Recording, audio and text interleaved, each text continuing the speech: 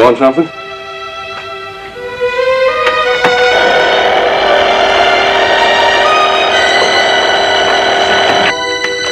Edmund Hotel.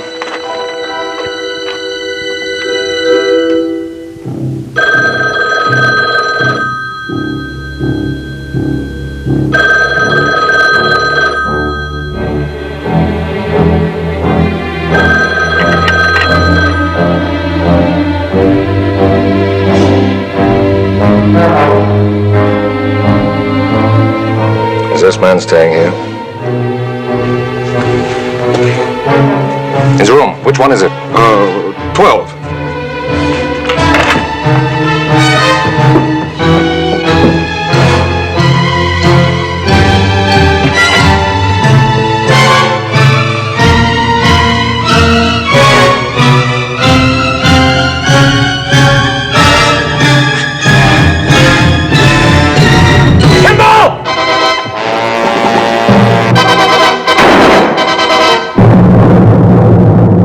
Fugitive. A QM production. Starring David Jansen as Dr. Richard Kimball, an innocent victim of blind justice, falsely convicted for the murder of his wife. Reprieved by fate when a train wreck freed him en route to the death house. Freed him to hide in lonely desperation, to change his identity, to toil at many jobs. Freed him to search for a one-armed man he saw leave the scene of the crime. Freed him to run before the relentless pursuit of the police lieutenant obsessed with his capture. The guest stars in tonight's story: Charles Aidman, Frank Aletter, Jacqueline Scott. Also starring Barry Morse as Lieutenant Philip Gerard. Tonight's episode: Trial by Fire.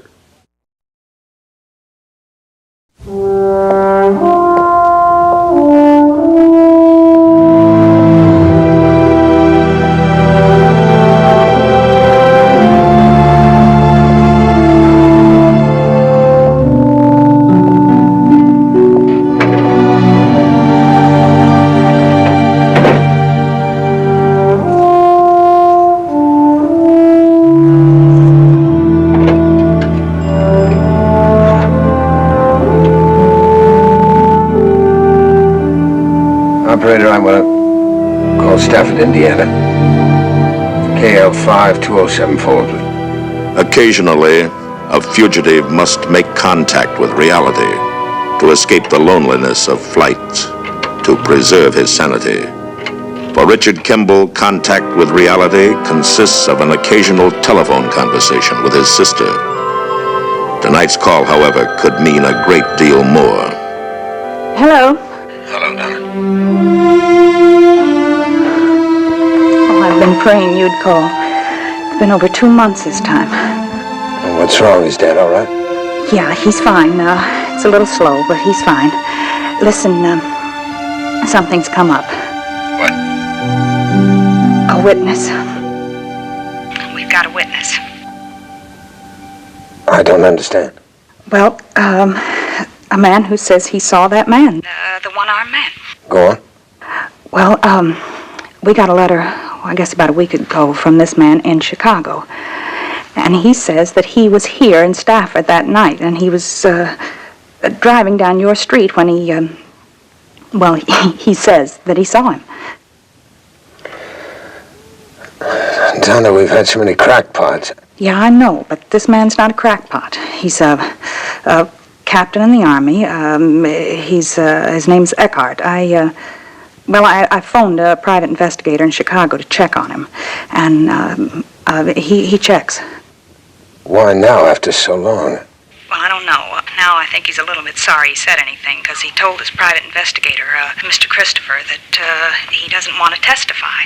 So, we don't know what to do next, and that's why I had to talk to you. Where can I find this Christopher? It's 436 Mason Avenue in Chicago. I'll leave tonight. Are you all right? Yeah. Yeah, I'm all right. Say hello to Len, kiss the kids for me. Thanks, son.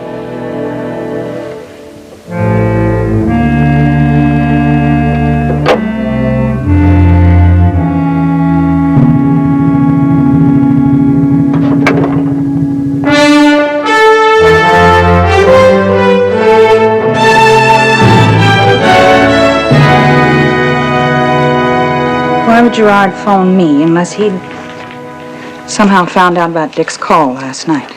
There could be a lot of reasons. But the next time he calls, you know absolutely nothing about anything. I don't know. Maybe I was wrong to tell Dick about it. Now that he's getting involved himself, the risk might be too great. Well, if you ask me, he can probably use a piece of good news. But what if Eckert doesn't testify and this whole thing falls through? If it falls through, Dick is in no worse shape than he is now. But we'll have killed the only hope he's had in 2 years. It's a terrible risk. Not much, and as long as no one knows. But it is a small town. A loose remark. I haven't even told my secretary. Well, Len's out of town. I'll be careful with the kids. Listen, you'll call me just as soon as you hear anything. Of course.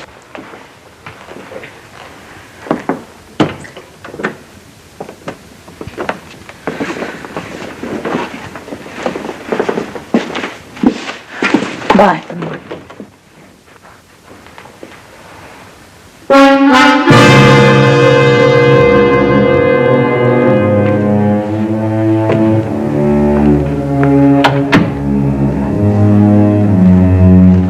I didn't know you were waiting, Lieutenant. I was curious. You ordered a copy of the Kimball transcript from the court clerk.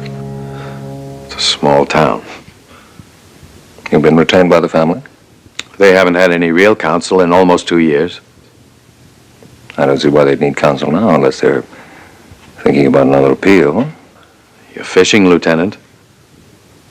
Yes, I suppose I am. Besides, you know as well as I do, there's no sense of filing unless you've got some sort of new evidence. And there couldn't be any new evidence, could there? I mean, after all, he is guilty, isn't he?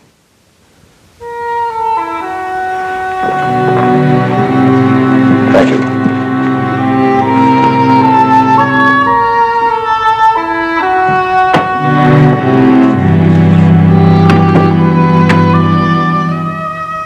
Lieutenant, something wrong? I don't know. Well, it might be an idea to keep an eye on Bert Green. A lawyer representing Kimball shouldn't be looking that pleased with himself.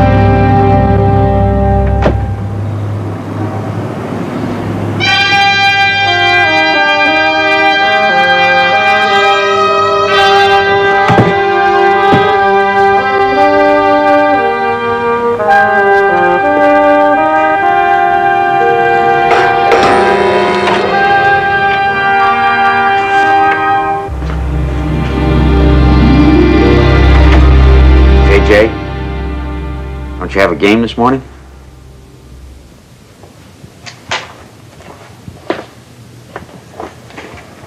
I thought you'd gone out already. They don't need me.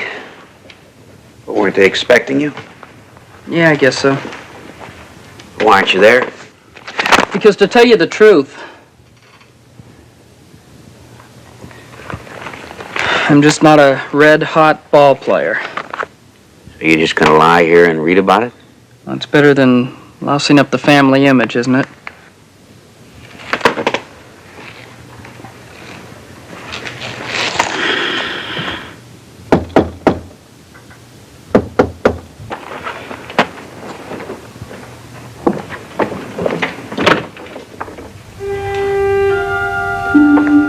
I'd like to see Captain Eckert, please. Are you a friend of his?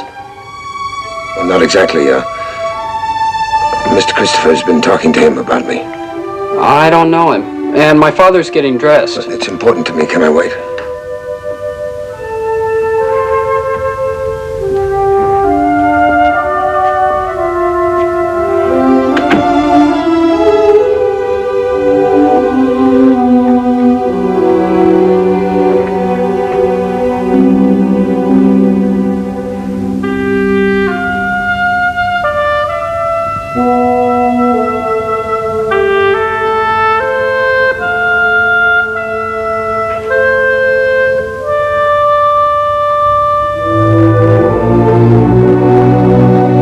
Dad's a hero.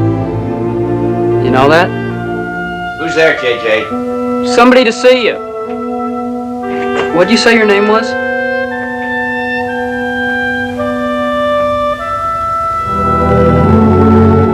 JJ, you have some schoolwork to do. Like, get lost? I think this gentleman would like to talk to me in private.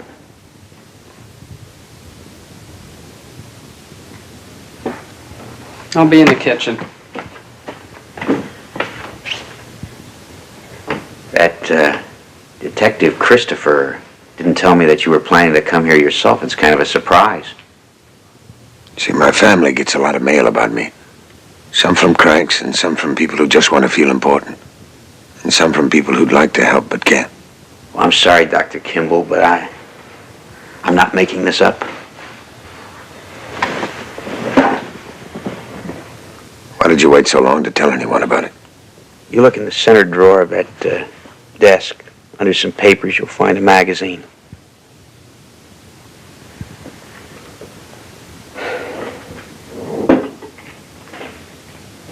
Somewhere around the middle of it, there's an article about you. I saw it for the first time in a barber shop a week ago Saturday. That'd be my wife. I'll get it. JJ, were you listening? Well, I already knew. I heard you and Mom talking about him.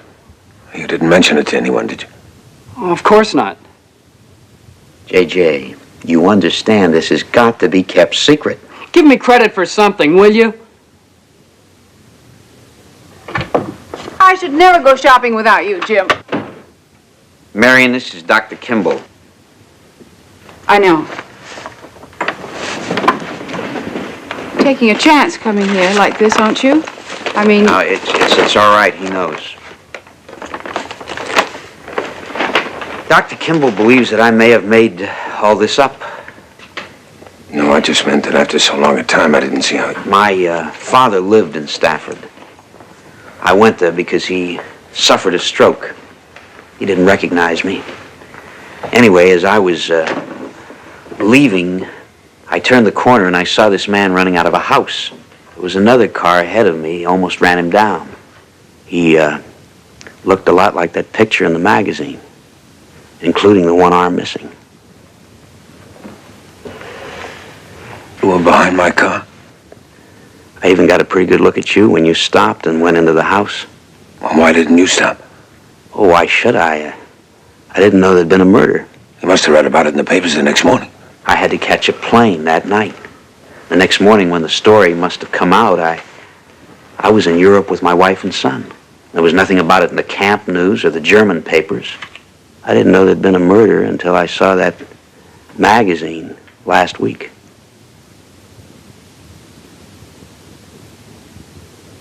You see, I'm here for separation, disability retirement.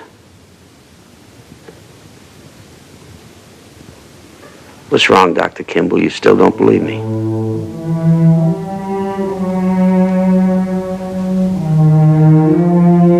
Well, it's hard to believe that you do exist. Well, it's all true, believe me. They said you refused to testify. Oh, that's right. I'll sign a sworn statement, anything. Well, that's not good enough. We need you in court. Jim, I must say something. Last week, 2 days after my husband wrote that letter to your sister, he was offered a job. A good job with one of the big electronics firms on the coast. Now, let me explain, Marion. And now with this hearing and the trial and all that, well, they just won't wait for him. He has to accept this week. Now, isn't that for me to decide, Marion? Dr. Kimball, my husband is 43 years old, a career officer, with citations any soldier would be proud of. And now he's being retired. Unfit for active duty, how they worded it. Something about a disability retirement. It's my leg. Half a dozen operations and all I got to show for it is a lot of sick leave. My husband is a very unselfish man, Dr. Kimball. He's waited a long time, and I'm his wife, and I know what he's been through. So I'm very sorry.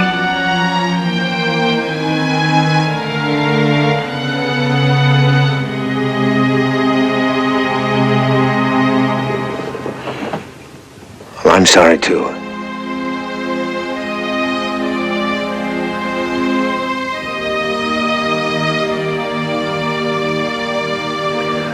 I mean, I wish there were another way. You see, that's the first chance I've seen to go back, to start. I can't force you to testify.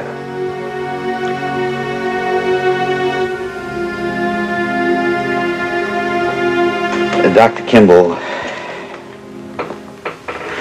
before you were just a name, a picture in a magazine. What's different now? All right, I'll testify for you.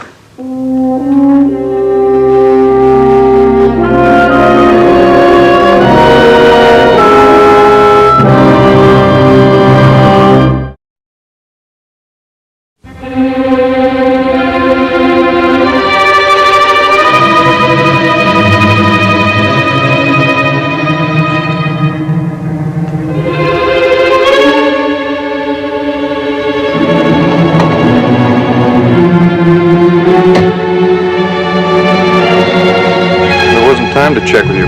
Green grabbed this plane just before it took off. I had to decide right there and then. I guess I blew it. That's right. He's in Chicago and we're here. Well, at least I scared some information out of his secretary. I went to meet some guy named Eckhart. And you were saving him. Where is he?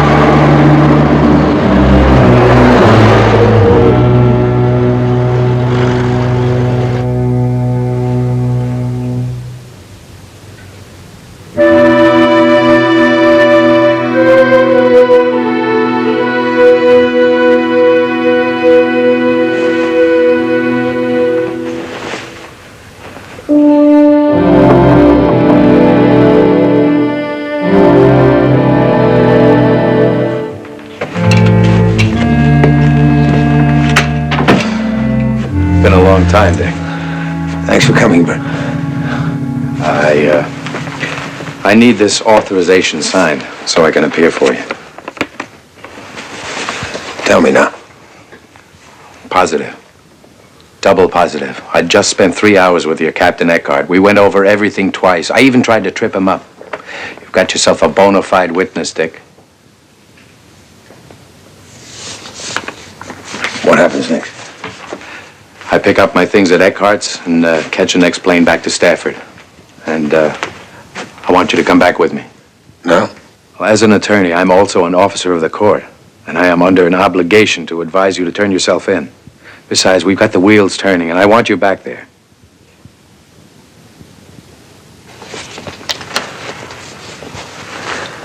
I thought it'd take months. Now, as soon as I get off that plane, I'm going straight to my office and draw up a writ of coram nobis. Coram nobis? Nobis. It asks the court to hold a hearing and test the new evidence. First thing in the morning, I present the writ in the Superior Court. Why the rush? Well, I promised Eckhart I'd try to speed things up. He may be able to get a delay on that job he's been offered. I'd feel a lot better if he could. More important than that, you're entitled to your freedom. The quicker, the better. We'll get an immediate hearing, I'm sure of that. And when the court hears what we've got, I'm positive we'll get a new trial.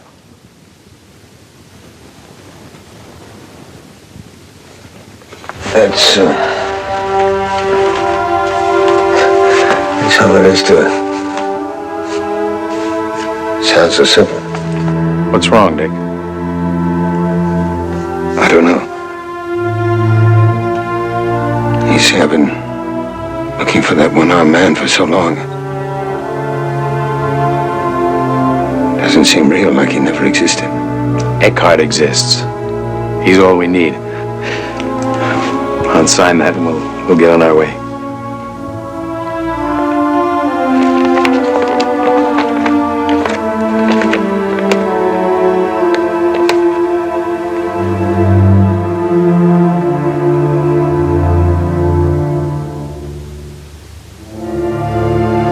I can't go back with you, Bert, not just now.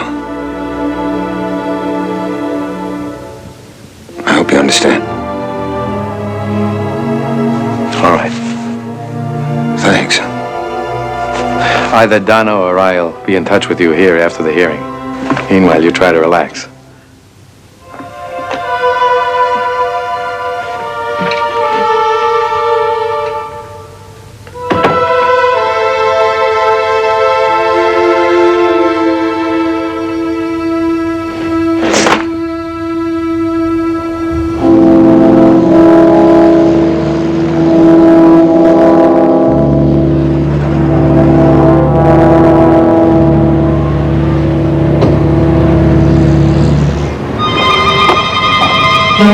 Cab driver. I'm sorry, I'm off duty now. On the other hand, what can I do for you? I want you to take us back to the exact spot you picked up that last fare.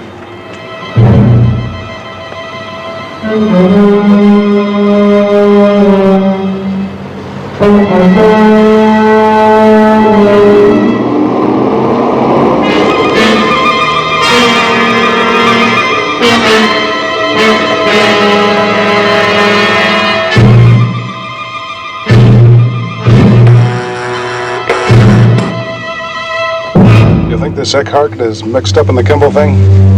I think he figures somewhere, no matter what he claims. Can you get any more speed out of this? How can you be so sure that Green just came from seeing Kimball? I'm not. Well, so big deal. You lost. Well, he's a lousy pitcher, that's all. Oh, that one time he got lucky. Are you kidding? I have to use your phone. Oh, I'm glad you got back.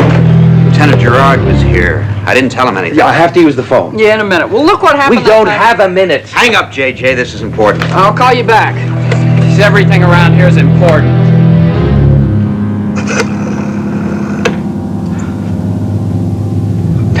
Operator.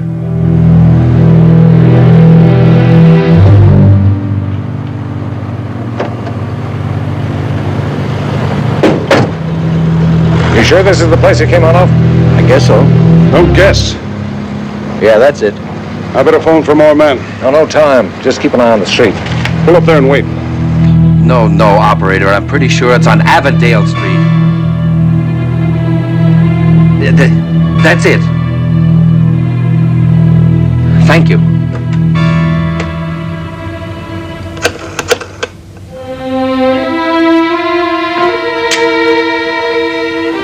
You want something?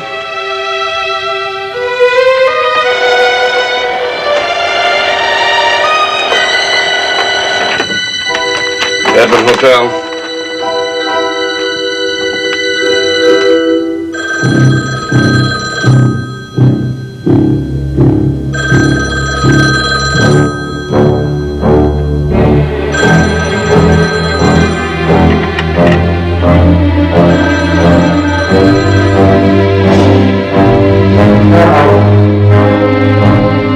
Is this man staying here? His room. Which one is it? 12.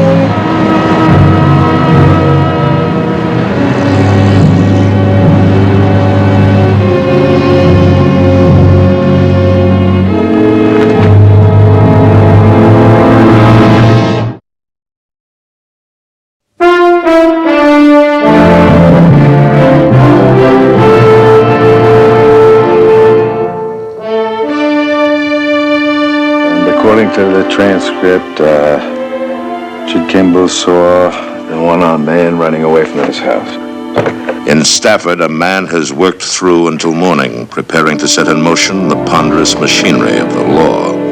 In Chicago, another man continues the pursuit begun so long ago. We'll be there in plenty of time. Your plane doesn't leave for an hour. I got a feeling he's still here in Chicago. That lawyer came here to see him for a reason. Phil, I've had everyone alerted since last night. Chicago's a little bigger than Stafford, remember?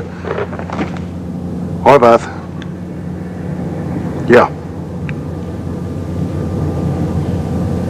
This morning? Okay, I'll tell him. Your office called and left a message about Kimball. Seems that Green has filed a writ asking for a hearing on a new trial. They say on what grounds? Well, it seems they have a witness. Named Eckhart.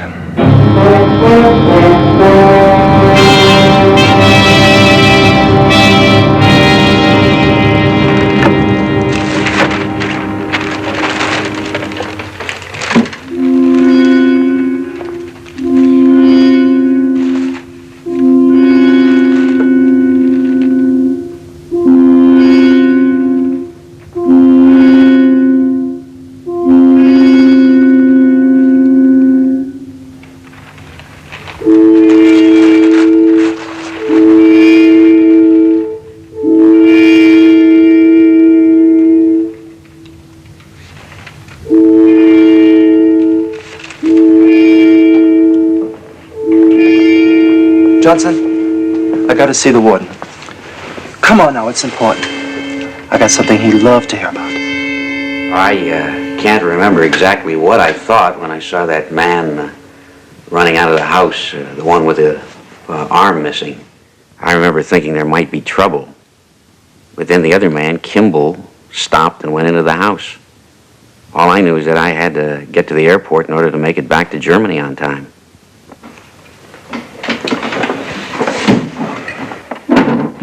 You said your father lived on Oak Lane, Captain? That's right. In an apartment house. I see. Well, Oak Lane is a through street. Now, if you were headed north, why go to the next street, Beacon? I was parked at the end of the block, as I remember. I figured it was easier to turn right and then turn right again instead of making a U-turn. Besides, it would be against the law, wouldn't it? Do you drink, Captain? I object, Your Honor. May I remind you, this is only a hearing, Mr. Green. If this line of questioning is pertinent to the events of that night, then proceed, Mr. Donaldson. It is, thank you, Your Honor. Were you accustomed to drinking any form of intoxicating beverage, Captain Eckhart? I used to take a drink before supper sometimes. I still do. Just one? Maybe two. Possibly three or more? Not very likely. What about that night? That night? Captain, isn't it possible you'd had a few drinks? You were in a hurry. As you rushed to get to the airport, things got a little fuzzy. You couldn't be certain exactly what you saw. That night at the airport, I grabbed a sandwich before I got on the plane. I'd missed supper. I didn't have time to eat or take a drink, even if I wanted one. No further questions, Your Honor. Anything more you'd like to add, Mr. Green?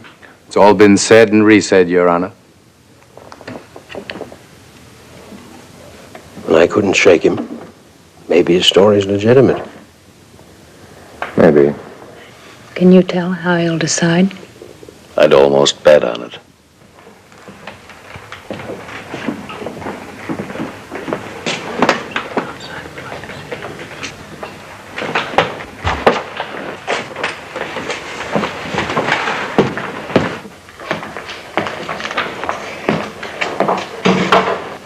Hello? Long distance? Yes, this is Lieutenant Gerard. All right, put him on.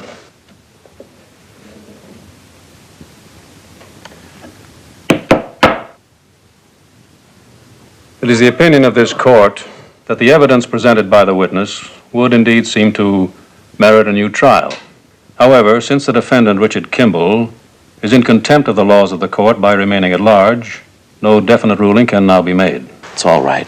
It only means that Dick will have to come in before they'll order a new trial. The attorney for the defendant is hereby instructed that if the defendant surrenders himself, a stay of execution will be granted by the court, and a ruling will be issued. Hearing adjourned. That's very interesting, Warden. I'll tell the deputy prosecutor and we'll fly up there tonight. Yeah. And, thank you. Oh, what was the verdict? As we expected, no ruling until he surrenders, but we're not worried. Oh, no reason you should be, from what I've heard. Excuse me. Something's wrong. I'd like to know who that phone call was from. How do we, contact Dick?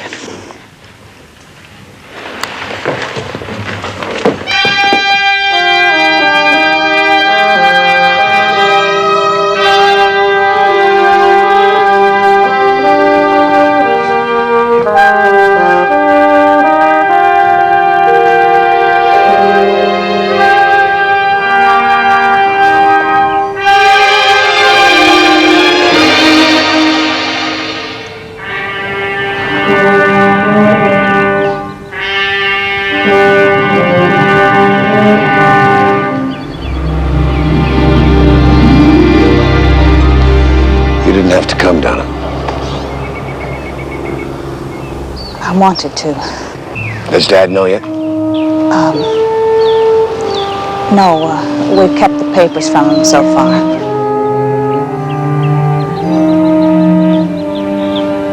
I mean, the strain on his heart, and not until everything's certain. Did you talk to the judge again, Bert? Yeah. I made a plea about the special circumstances. I even tried some legal maneuvering, but it was no go, Dick. You've got to come in if you want another chance. Everything's riding on Eckhart. He was solid as a rock in that courtroom this morning. You're that sure, Bert? I am. But I'm not so sure about Donna. Well, I don't, maybe it's just my imagination, but, after the hearing, Lieutenant Gerard got this phone call. And, well, I don't know, it may not have had anything to do with this, but, I just have a feeling. I checked all over about that phone call. I couldn't find out anything. It may be nothing, but, But what? I don't know. I mean, what could he have? I'd like a little more time, Bert. Tomorrow morning. All right. I can understand that. With Gerard. Did Eckert come back to Chicago? he was on the same train with us. You want to name a time? Courthouse. Tomorrow noon. Keep checking, will you, Bert? I'm sorry if I made things worse being so nervous. That's all right. Gerard can do that to you.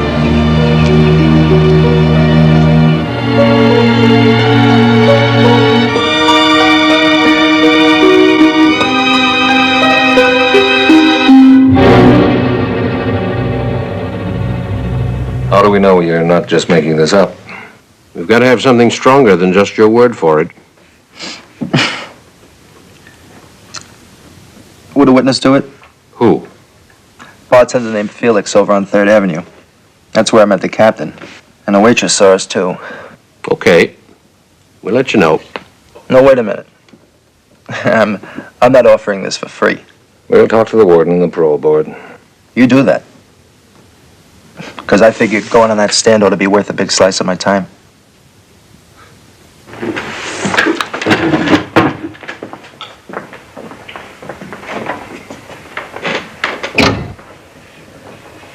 What he's going to say won't change Eckhart's testimony.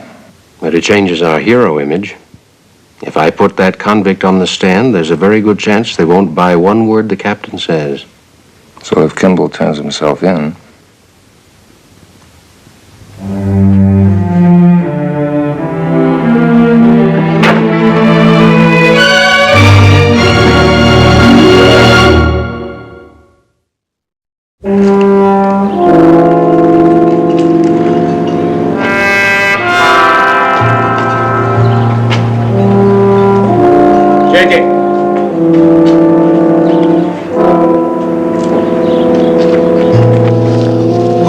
in here? I want to see your father. He's eating breakfast. Go on up. I'd rather he came down here. Sure. Court order situation is getting very complicated. I don't know what can be done about it. Bill, did you both get the messages I sent you last night? Yes, just a few minutes ago. He's due in at noon today to surrender? That's what I wanted to talk to you about. If you have anything new, I'd like to hear about it. I guess you would, but we're under no obligation to hand you our case. If we've got something, you'll find out in court. That's the way it goes? You know the law. And so do you. You know I can be back here in a half an hour with an affidavit of discovery. I doubt if you can, Bert, but you can try if you want to. Let him see it. All right. The report's in my office. I'll meet you there. Thank you. You're running short of time. I know. I wanted to talk to you once more before I turn myself in. What about? Anything, everything. See, after I surrender, that's it. After that, it's all you. JJ, why don't you go upstairs and see if your mother needs any errands to run? No, I want to stay. Well, is there something you can't say? What's wrong, Dad? Look, if you have any doubts, please tell me now. You're not going to pull out on the guy, are you? Of course not. You see, my sister feels there's something wrong. Oh, what do you mean wrong? Well, she doesn't know exactly. It's just that... Well, she doesn't like the way Lieutenant Gerard is acting. Now, look, I gave you my word that I'd testify for you, didn't I? It even cost me a good job. I'm sorry, I didn't know. Well, forget it. I hadn't planned to tell you. JJ, not a word to Mother. She doesn't know yet. Well, Bus will be leaving pretty soon. Thanks. Goodbye. Goodbye.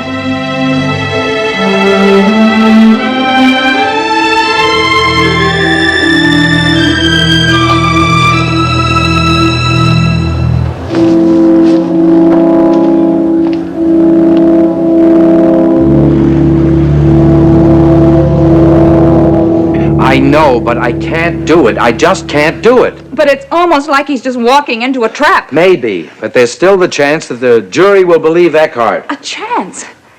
Bert, we're talking about Dick's life, not some lottery ticket. Donna, I told Dick, I am not just a lawyer. I am part of the legal machinery. I cannot help him avoid arrest. At least tell me how I can get in touch with him.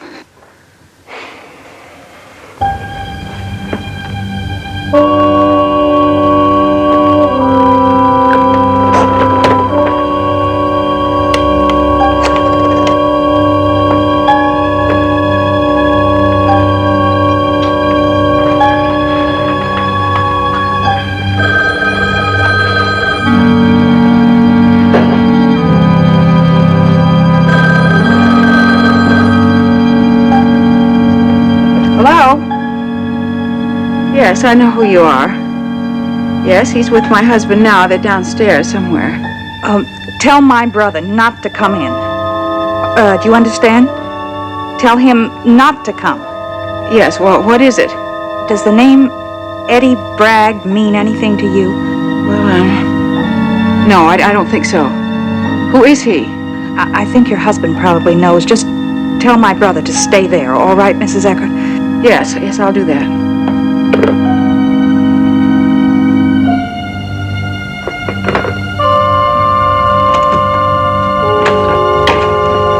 I'm just coming to get you.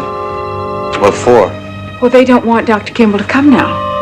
Where is he? Well, he already left. What's the matter? Well, I didn't understand. It was about some man, Eddie Bragg.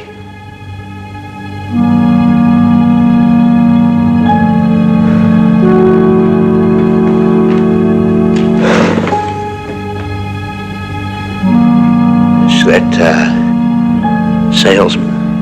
Oh, Jim, what are we gonna do? Stop Kimball. We've got to stop him. I don't get it. Dad, wait, I'm coming with you.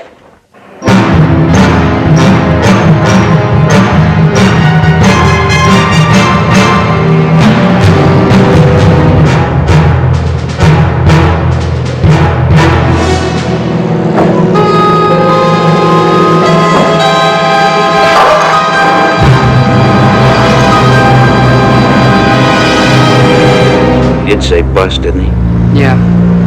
Dad, what's this all about? We'll head for the Southside Terminal.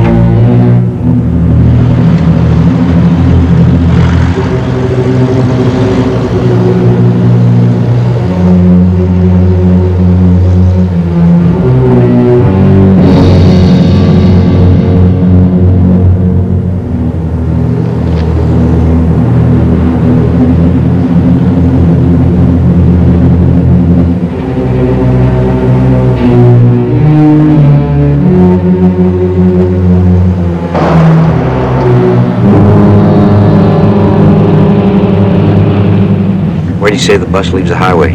Not until the 7A junction, just outside of Stafford. He thinks we'll have a tough time catching it. We better get moving.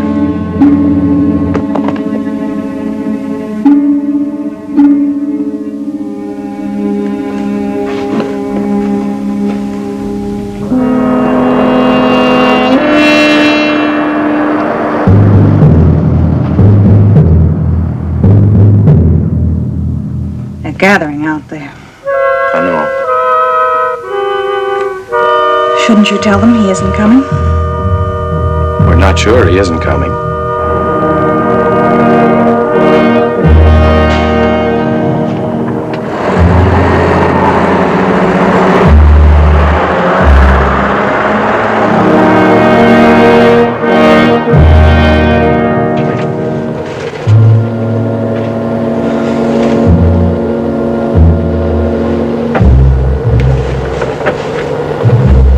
I recognized you. What? If it was me, I'd never turn myself in. I don't care who my witness was. I just thought you'd like to know.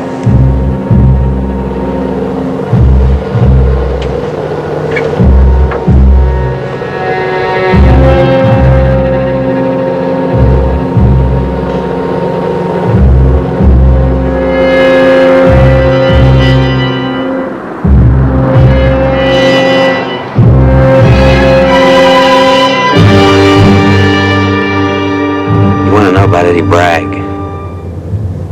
All right, JJ, I'll tell you. You start with a lot of pain. I mean, real pain. First time in a field hospital, you're screaming, begging for them to stop it. And they stop it. Other pain comes back and they stop it again. And later, an operation, another operation, every time the pain, and every time they stop it. One day you get a different kind of pain. Only this time you stop it yourself. You understand, son? I was hooked. You? Eddie Bragg is a pusher, a dope pusher in Chicago.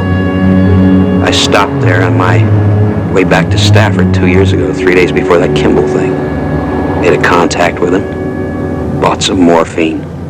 A week's supply. I thought I'd kick the habit. I had this one relapse. And I haven't touched it since. That's the truth. But if they've got Bragg, they'll say I was on narcotics that night. I was just dreaming, seeing things.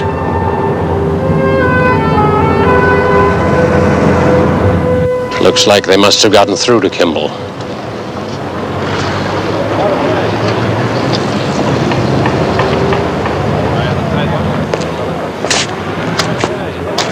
I doubt it.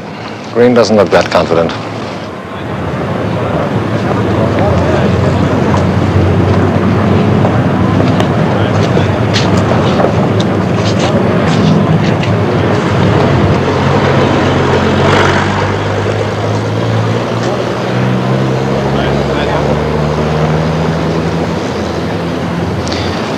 He ought to be here by now. There's the interstate bus.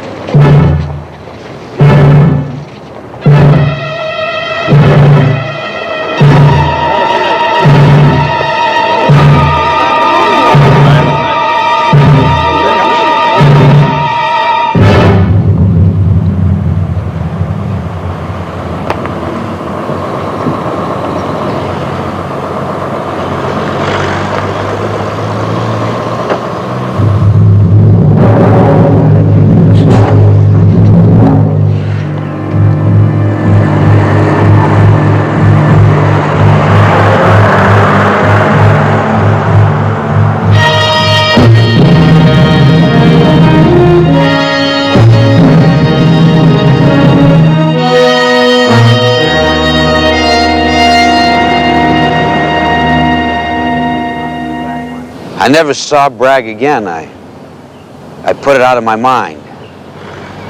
I know saying I'm sorry isn't going to help. Well, why did you even start knowing what you did? Well, the odds against it coming out were so great. Well, you could have told me, let me decide. Look, I'm still willing to go on the stand. Even with Bragg, they might believe me. And if they don't? Look, my dad stuck his neck out for you. He tried. They could have found out about him, but he tried. And he's still ready to go through with it. Now, what do you call that?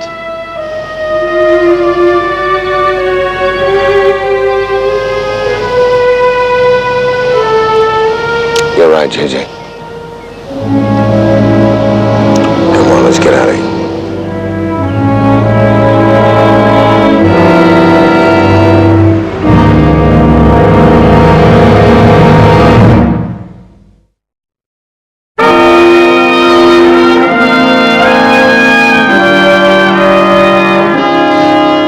I've got better things to do than stand out here like a fool. Kimball isn't going to show. Thank God. Come on, I'll drive you home.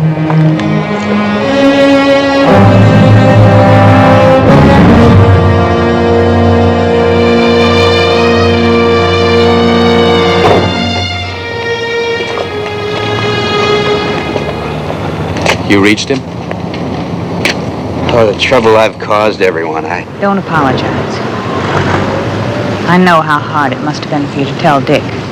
I think he understood. Did your son know? No. I figured he wasn't old enough. But I was wrong. He's bigger than I thought.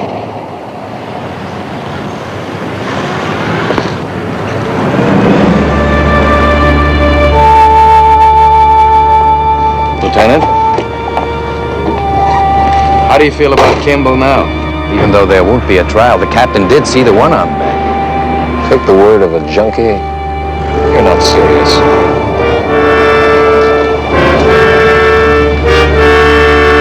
He can't really believe that about Captain Eckhart.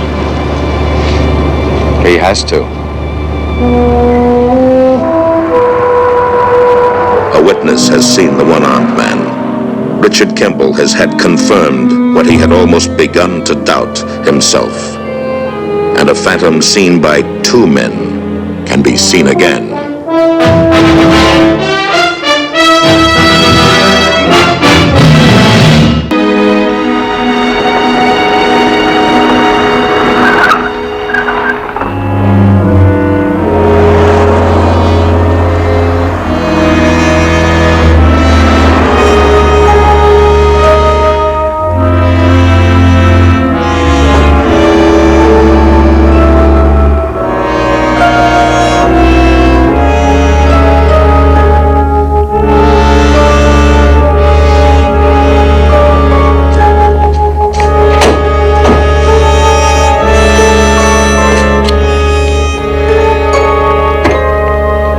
Need the golf bags, too. All set? Yeah.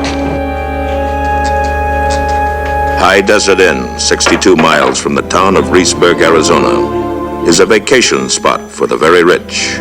Tycoons and statesmen come to spend long weekends here, relaxing incommunicado. For one man, depleted by the terrible pace of running for his life, it is a vital oasis, a needed place to pause and recruit his energy and hope. Good evening. Christopher Beck and David Jones. We have a reservation. Yes, Mr. Beck. Bungalow 216. How's the weather for golf? Excellent for so early in the year. What's the situation? Good. Place is almost empty. I've got the staff to the bones.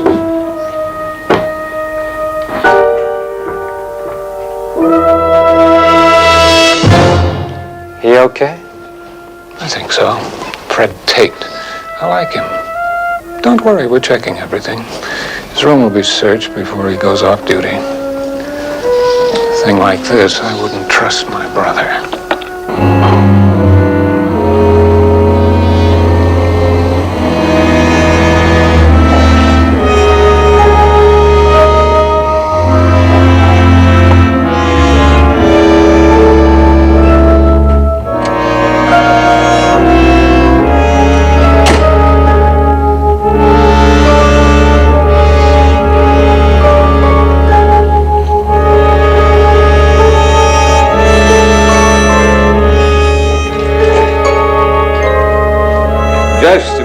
young man, what happened to my highball? I distinctly remember leaving it there. Right there. Yes, sir, you left a glass on the case. Aha. Now, who else was in the room at the time? I took it to the bar. Ah, to the bar? Ah, I see. Well, that's good thinking. If you gentlemen will join me, we'll drink to that, huh? No thanks, old-timer. Excuse me. Of course I'll excuse them. Gentlemen excuse gentlemen, I'm sure. Now, which way's the bar? It's right over there, sir.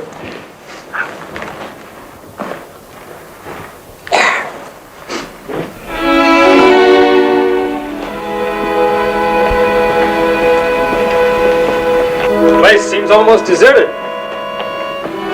It's a little early in the season, but we get golfers on the weekend.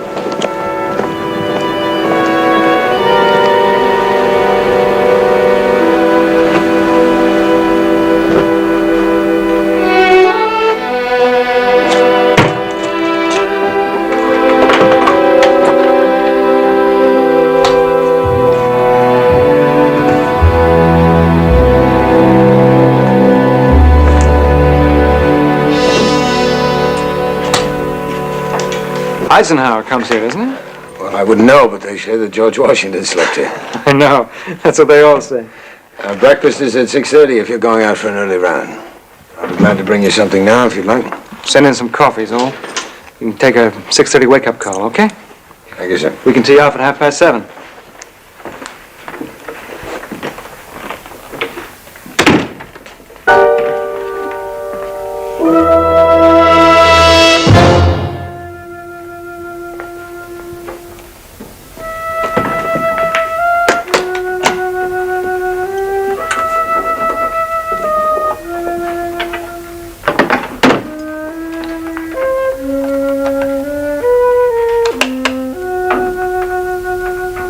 Whatever happened to the big-time spenders? I'll tell you what I'm going to do. I'll let you deliver the coffee. Can I help you, sir? No, nobody to drink with, so I'm putting myself to bed. Good night.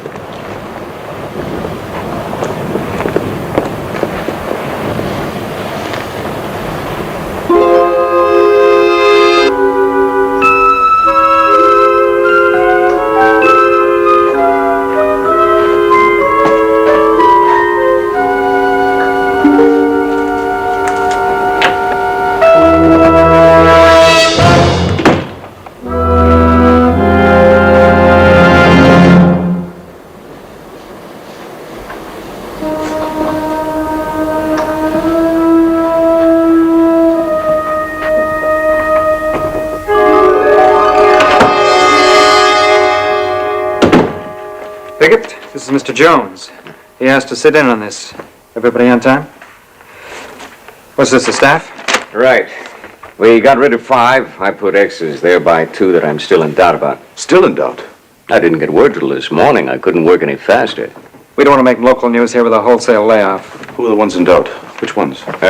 Berger, bartender, drinks on the sly. He may be a talker. Make sure. And Fred Tate, the fellow that brought you in here. I thought Price acted strained about him. We'll search his room. He works all night. Room service, telephone calls, whatever. They hired him for the stable. They brought him inside. Price is getting rid of guests, canceling reservations. Only 2 couples registered, both leaving tomorrow.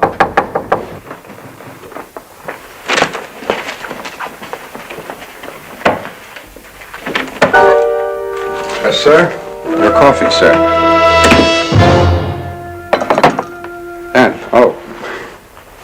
Here you go, sir.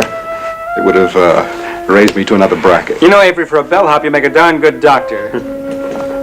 I thought you were off duty. Well, I am, but Tate suggested that I serve the coffee. I want you up at 6:30. Before you turn in, can you sneak a look through Fred Tate's room? I did, right after he went on duty. I couldn't find a chance to talk to you about it.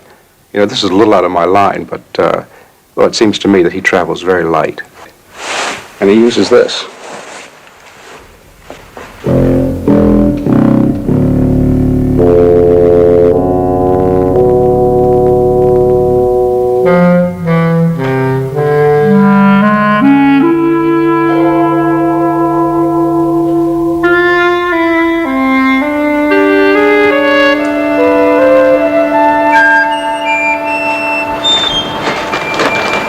Hey, don't you ever sleep? I'll hit the sack around noon. Mr. Beck, telephone. It's long distance. You go on out. I'll pick you up at the turn.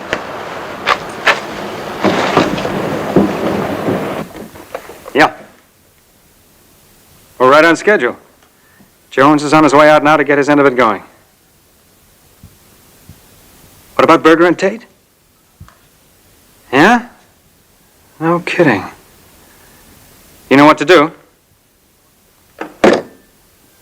All right. 86, the bartender. Seems he's a real boozer. Keep an eye on Tate. His references may be phonies. Maybe we should ship him out, too, just in case. We will, before noon. Meantime, if he's somebody special, I want him where I can see him.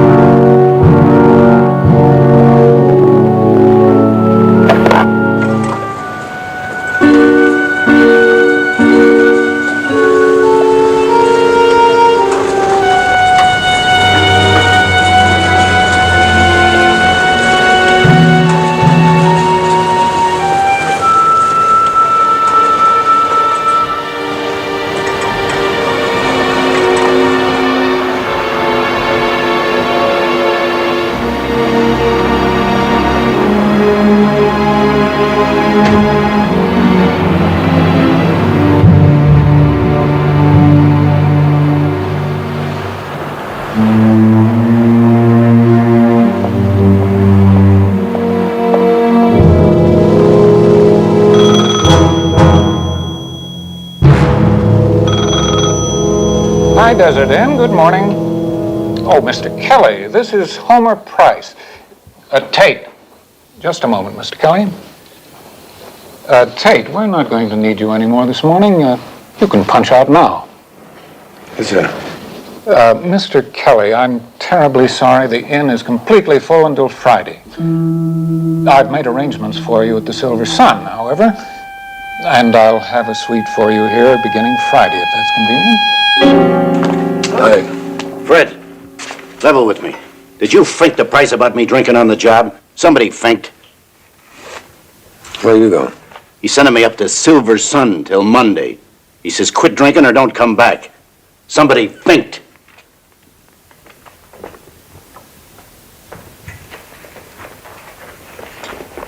How you doing up so early? Price, he calls my room, wakes me up, tells me to get moving. New boys get all the breaks, huh? He just told me to take off. I don't get it. Something bugging you, Fred? You know, a guy goes out to play golf. Instead, he gets in a station wagon and drives away. Price has been telling everyone the hotel is filled. It's almost empty. And he sends our only bartender over to the Silver Sun.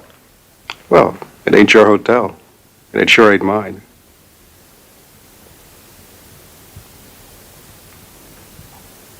You know, that gem collection is insured for $1 million. Let them steal it. They won't take it out of your salary. You better get some sleep, Fred.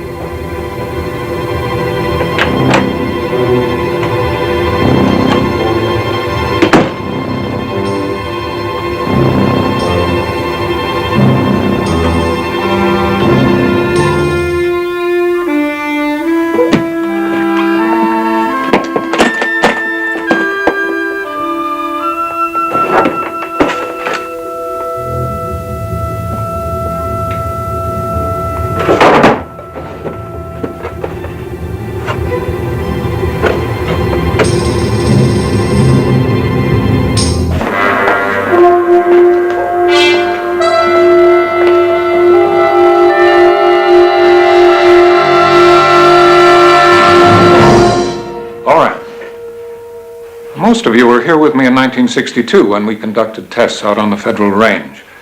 Tomorrow, some gentlemen from Washington are going to visit us. General Orman Fredericks and some others you'll recognize.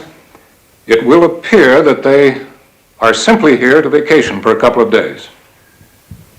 Major Beck will tell you why they're coming. Well, they're coming to observe. Now, first, security clearance on all of you have been brought up to date. The General doesn't like me to do that without telling you. Second, we'll have a total of maybe 80 people here. Technicians, security guards, and then the VIPs. You'll have to feed us, but most of the men will sleep in the field. Third, we're going to test our defense against a powerful enemy weapon out on the range about 2 miles from here. And I should like to add that our neutralizer to this weapon has been proved 100% effective under laboratory conditions. And we anticipate absolutely no danger to any personnel, even those actually in the field of operations. Mr. Jones is here of the Banauer Hill Chemical Company, the developer of this neutralizing agent. We'll do a dry run this afternoon and go for broke tomorrow at 7 if the weather is right. That's all. Thank you.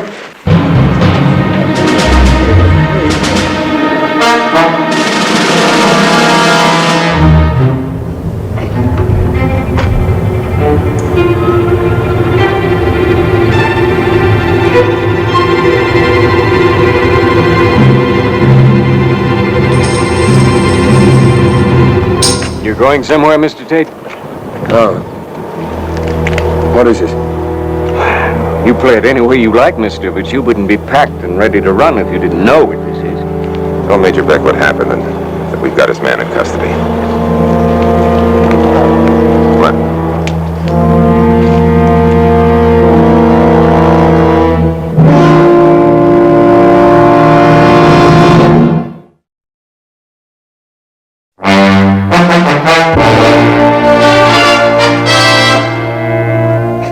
These sensing devices will be placed around the perimeter of the target. When the operator of one of these sensors reads choke point, he will relay the information back to command post. I will give the order to the section behind him to release the detergents. No section is to fire except at my command. Castle Leader, this is Castle 4. Come in, please. Over. Now, if you'll move in closer, Frank will demonstrate a reading of the indicators. Castle Leader, go ahead. Roger. First, the D supply is here and coming out to you. Over. Thanks, Avery. Now, what's second? Washington ran a check on those prints we sent out, and it seems there isn't any Fred Tate, but there is a non-com with the medics in Korea named Kimball. Richard. NMI. Have him brought to the bungalow. I'll be right in. I'll go with you. I can take care of this. If the tests have been held at one of the proving grounds, we wouldn't run into anything like this. No, all we have to worry about are 10 or 15,000 soldiers and a couple more thousand G2s and 3s. Look, I promised my boss I'd look after things. Anything that endangers the success of this operation... might endanger your own success, right? You're out of line, Beck. The D supply's on its way out. You better see to that. I'll keep you informed.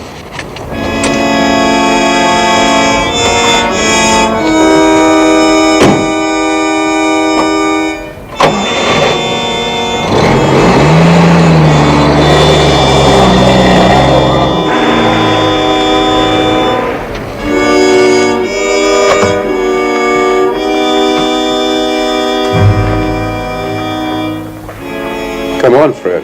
You're not that surprised.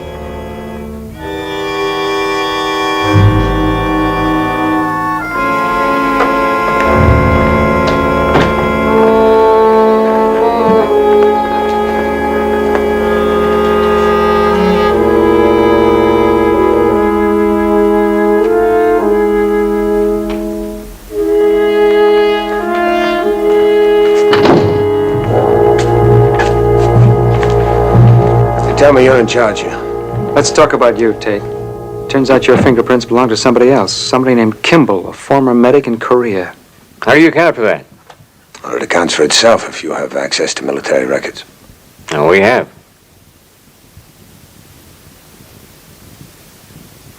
Look, why don't you tell me who you are? Why don't you tell us? Why the masquerade? Personal reasons. Your letter of recommendation here is a phony. I needed a job, that's all. That's the only reason. Look, I'd like to know what authority you people have. If I'm a prisoner here, I'd like to know why. All right. This entire lodge is temporarily under military jurisdiction, and you are a prisoner. Hey. Would you wait outside, please? I expected to be present for anything like this. This is my function. Yours is out there. Kimball, I've asked for an FBI report. We should hear from them any minute.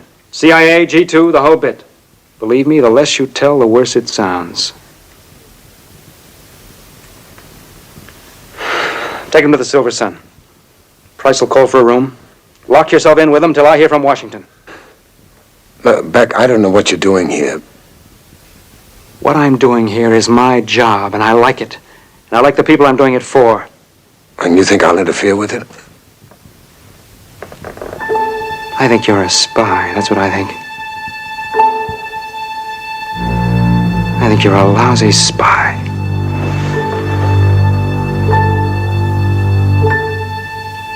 You're kidding. Am I? You turn up here with a phony name, phony references, and a bottle of hair dye? You're apprehended trying to beat it out of here? What do you expect me to think? Get him out of here.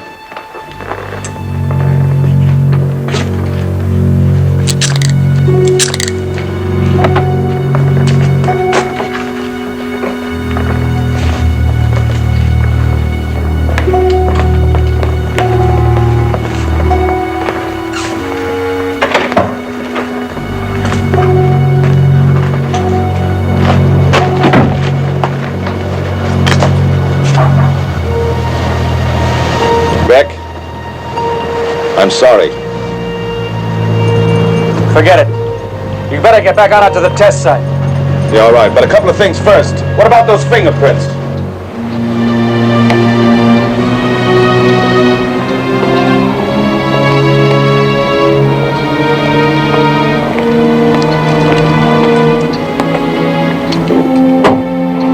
Okay, get in, slide over.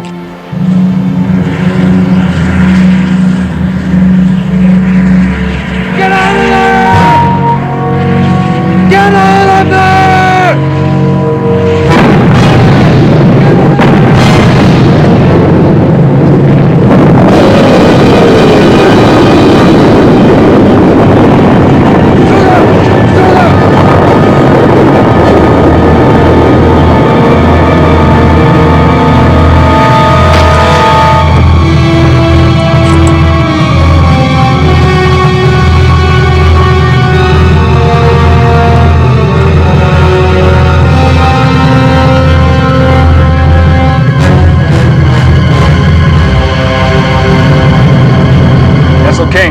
Castle leader, all sections, choke point. Choke point. What is it? What is it? This is Castle leader, choke point. Choke point.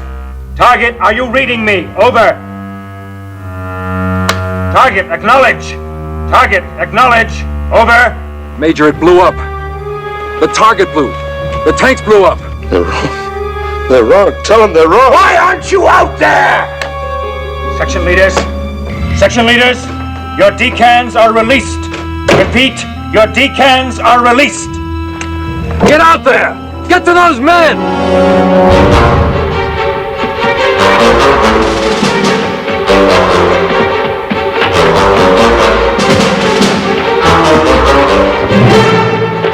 Yes, sir. It's blowing southeast, but not very hard yet. Over. Send your support unit to the downwind side. And watch for Jones and Avery. They're on their way out. What happened? The truck and a tank of stuff blew up. What's the danger? None here, but 5 of Jones' technical crew were hurt. 2 of them pretty badly. Avery's bringing them in. Major. I blew it.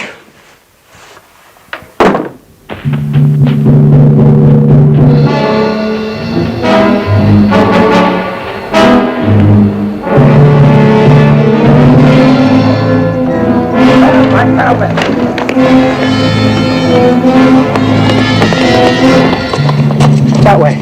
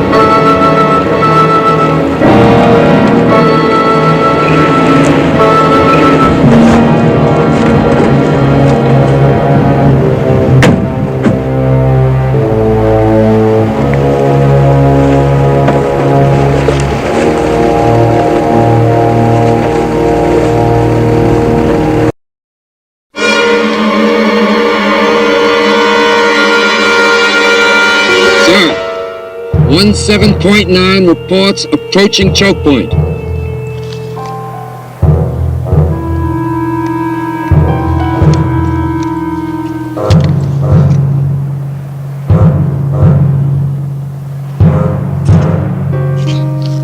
Order them to fire detergents.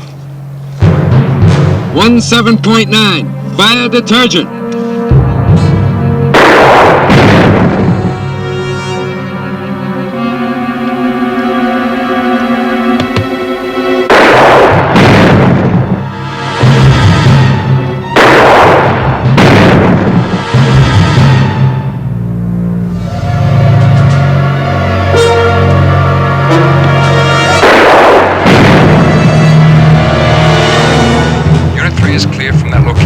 Southeast. There appears to be a pocket at 182.30. I have 3 units reporting rising readings there. Wind velocity out here is still 13 miles per hour with gusts up to 18 miles. Your gear's in there. 18.305, C minus 1. 181.305, C minus 1. 181.306, C minus 3. All right, get Jones. Never mind, I'll do it myself. Kessel King, this is Kessel Leader. Come in, please, over. Kessel King, this is Kessel Leader. Come in, please, over.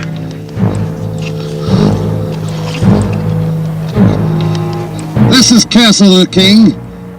Come in, Major. Over. What's your situation, Jones? The neutralizer works. We can block their compound wherever we find it. Over. And it's safe out there now? Not completely, but it will be within 24 hours. All right. Some of the VIPs are coming in here early. They're flying in from Washington tonight. They'll be here at 8 o'clock. Will you be back in time? Over. Jones, acknowledge this transmission. Over. I'm coming in now.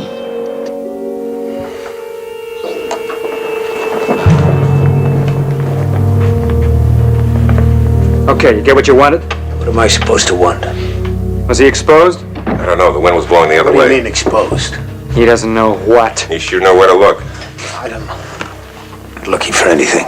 Doc, take a look at him. Take off his handcuffs and remove his coat.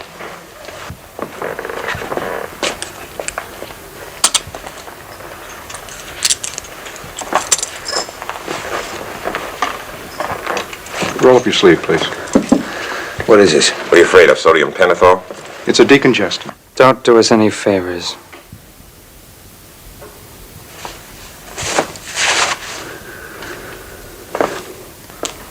Oh, I'm sorry.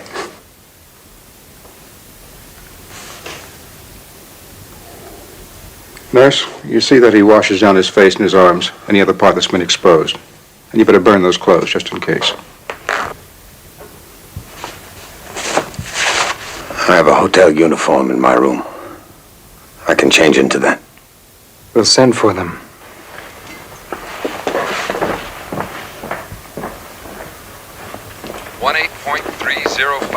C minus 1.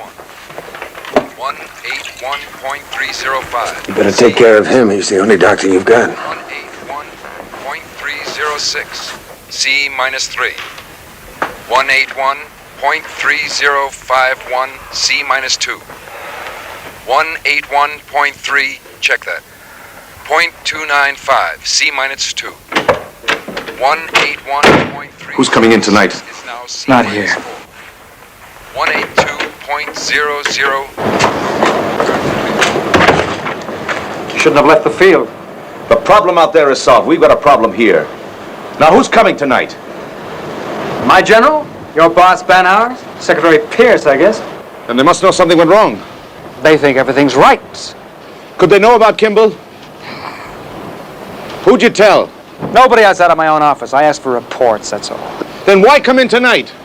To reassure Washington. To prove that everything's going all right. To show that my security is infallible. Look, you leave Kimball to me and think about what you're going to say. What I'm going to say? Why weren't you out there when the tank blew up? You know perfectly well what I was doing. You were in here bugged about my job. Now listen, you little tin soldier. I'm not sore. I'm telling you how it's going to look. Kimball penetrated your security. Now you think how that's going to look. I know. Believe me, I know. Major, your office calling from Washington.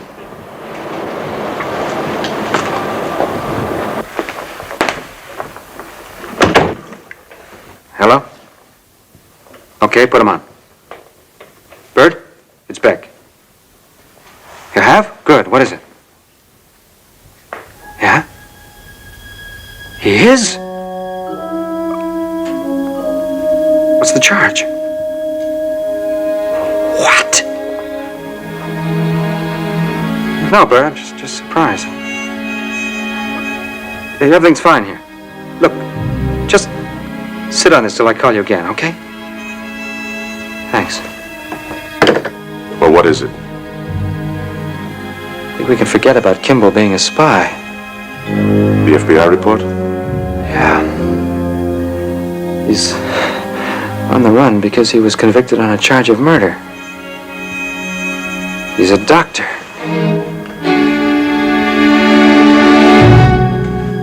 Kimball, my office in Washington just gave me the FBI report on you.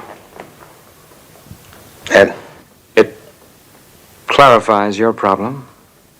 Doesn't change mine much. All right. I want you to know I'm going to try to escape.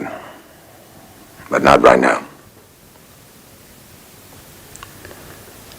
I don't think your Dr. Avery's going to make it alone. Go get his other clothes.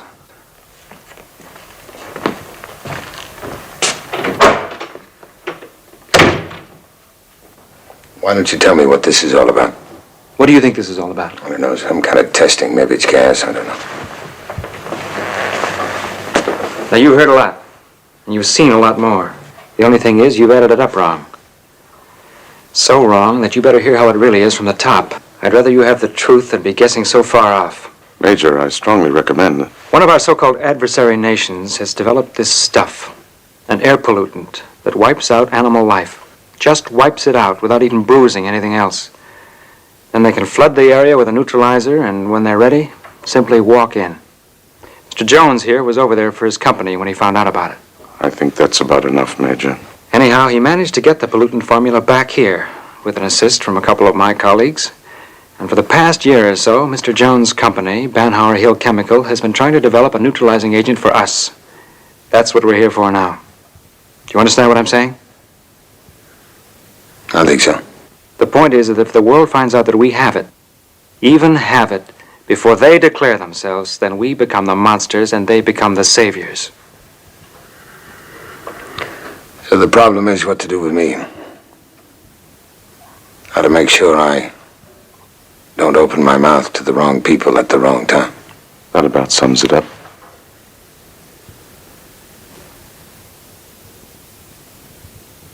Well, maybe you're worrying for nothing. If I have been exposed to this stuff, I may be as good as dead already. That's possible. You and those other men in there may have had no contact with the substance at all. The explosion tends to carry it upwards at first, but it's possible. Avery?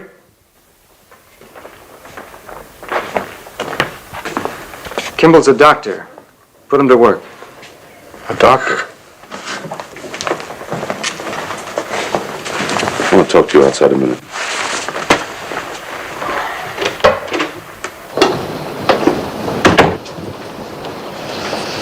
You shouldn't have told him so much. Where else do you draw the line?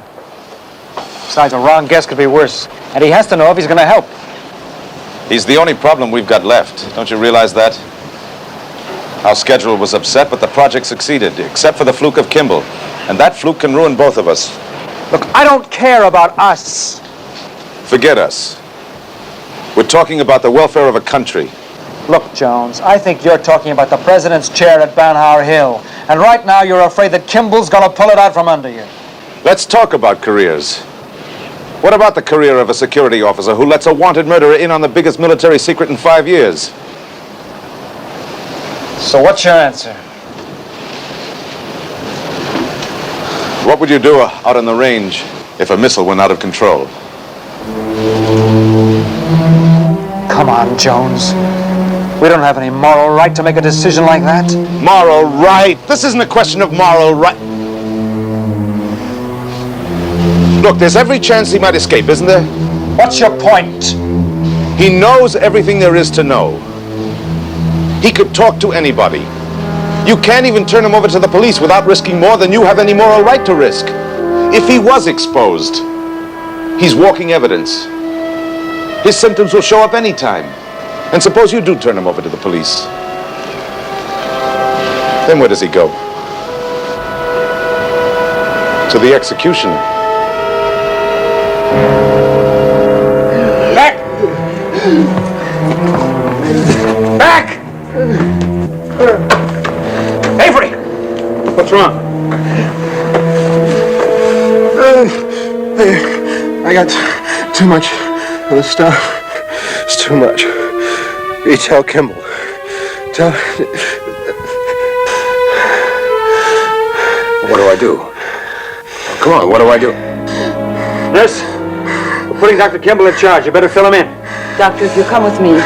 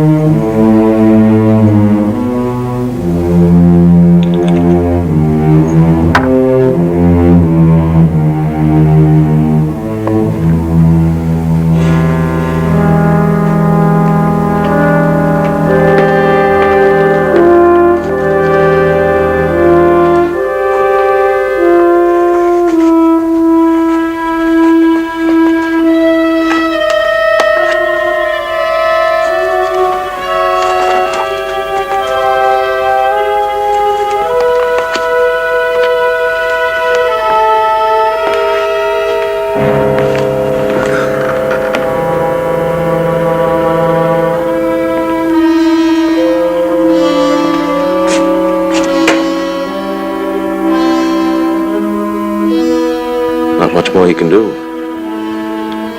After he's through with that, the nurses can handle it. Yeah. That's when he becomes expendable. We've got a couple of hours until they get here. You talk like it's Judgment Day or something. For some of us, it might turn out that way.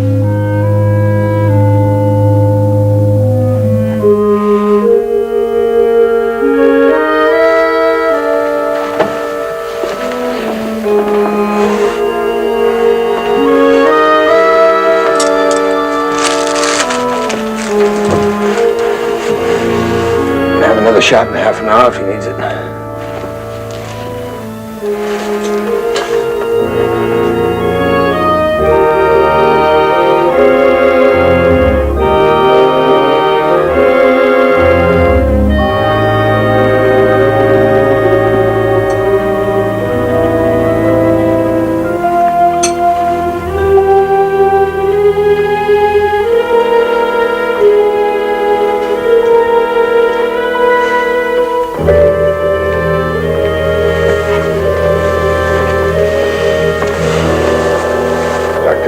How you doing? Not bad, you? Who knows? Full shot of the stuff and I'd be dead. When it comes on late like this, who knows? We save the animals in the lab. The only difference is we're a little bigger than the animals. Better watch out. Respiration, pulse, temperature. Still in danger. Yeah. Come on, get some rest and food. We'll call your room if anything's wrong. All right. Kimball, I want you to know I appreciate what you've done. Yeah. I mean, you didn't have to help us in there. Probably saved at least one life, and... Forget it. I'm sorry that you had to get yourself mixed up in all of this. Well, we're all in the spot. Guess we are. Kimball, this death sentence... Are you guilty? No.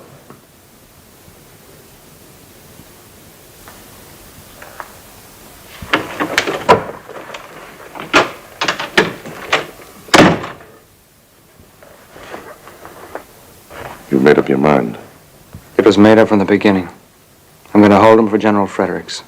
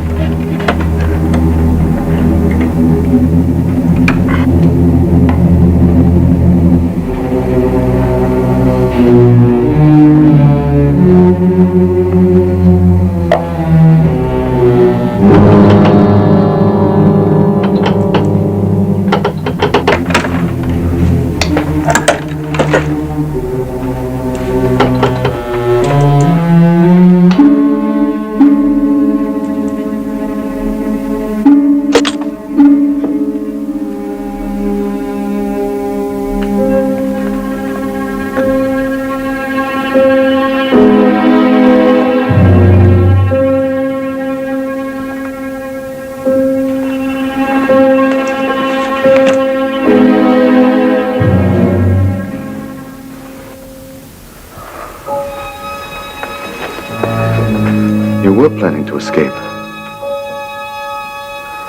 What happened to the guard outside? He's unconscious. I can get you past the others. Why should you? Oh, look, Kimball.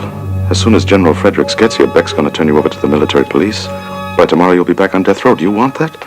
No, but why shouldn't you? I'm a risk, aren't I? Security is Beck's department, and he's very military. Now, that gives him a certain rigidity in his point of view.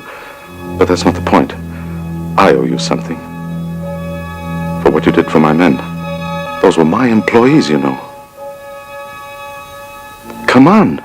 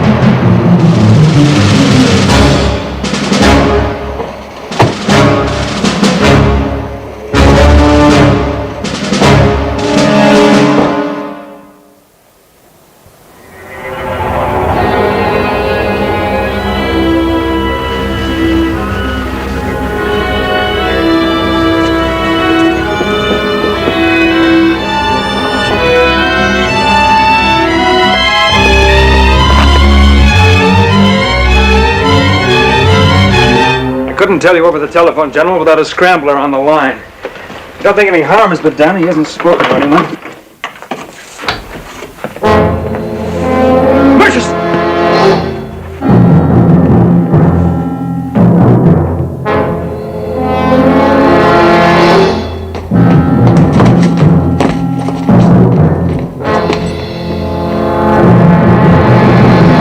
Go ahead. Join the search. Make yourself an alibi. My alibi's perfect. You run.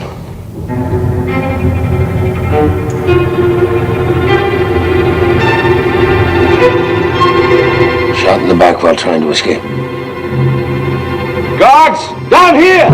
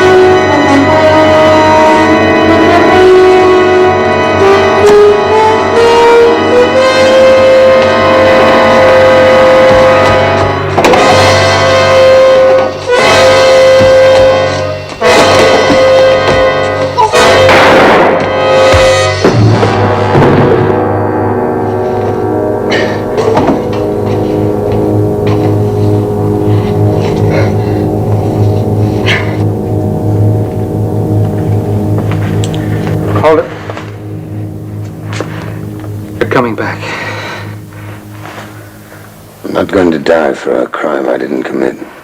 I'm sorry, I'm bringing you in. I'm going to turn around and walk away. You want to shoot me, you shoot me in the back. That's what you're going to have to do.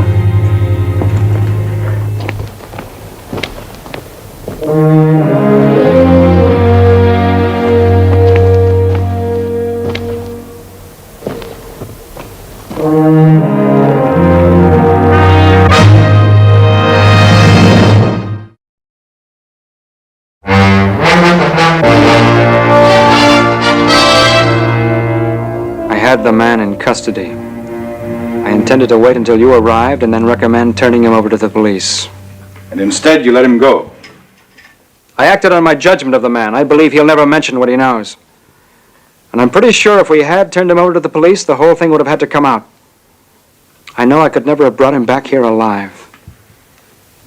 Your orders directed you to use any means to safeguard this demonstration. Sir, would you have shot him? Major, the fact remains that you were the chief security officer on this project and there's been a slip-up. I'm obliged to put this in your report. Yes, sir. Sir, should I put in for transfer? What? Don't you like this work?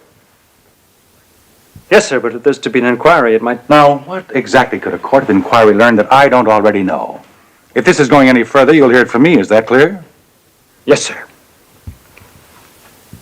What about Jones? Mr. Jones is already in custody. Among other things, there's a matter of his assaulting one of your security guards. Yes, sir.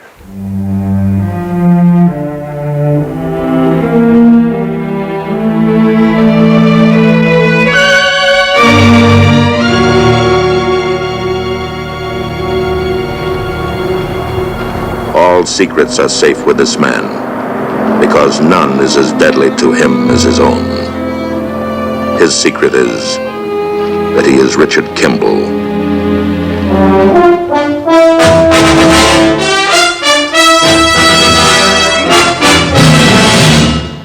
Medicine. He's a chauffeur now, driving his employer home to the small Midwestern town where he was born. Home. With a man at the wheel, it is only a word, because there is no home for him. Not now. Because he's Richard Kimball, a fugitive. Jack, we're practically in Ardmore now. I'd like to tell the committee you're in. Jack, listen to me. You'll thank me someday. This is going to be the hottest industrial complex in the state. Yes? Okay, tomorrow morning, no later. Call me at the hotel. What a guy has to do for business.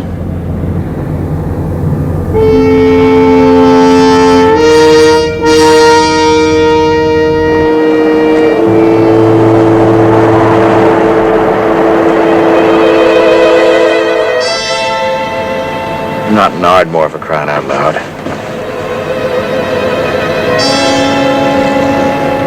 Pull in over there. That's a hotel, no matter what you think.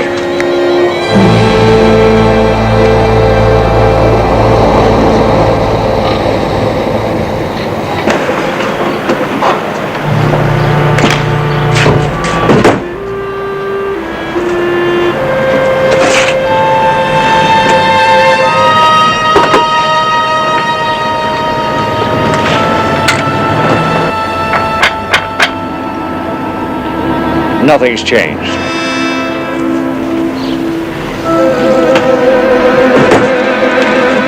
Hey! Hiya, Mort. George. You old son of a gun. What's the idea of sneaking in early like this? What am I going to tell the welcoming committee? They're inside right now. Tell them I goofed. Mort Graham, our chief of police. Tom Nash, a friend of mine, drove up with me. And I drove up for him. Glad to have you. Anything I can do for you? Just check in, get rid of these bags, thanks. Tom, do me a favor, will you? Call my aunt and tell her we'll be out in about half an hour. Yeah, sure. George, I can't tell you what it means to the town, what you're doing for us. Now, don't get sticky, will you? You'll be bad enough at the parade tomorrow. Relax and enjoy it. You've earned it, George. As a matter of fact, we're having a little party for you tonight. Good.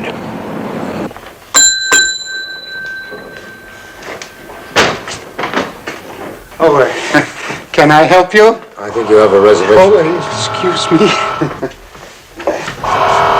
Is there a phone I can use? Oh, yes, sir. Right over there. Hello? Oh, no, Mr. Forster hasn't checked in yet. Can you get me a number? Yes, that phone right there. However, we're expecting him later today. Yes, I can put a message in his box. Okay. Just say, Forster, start sweating. This time tomorrow you'll be dead.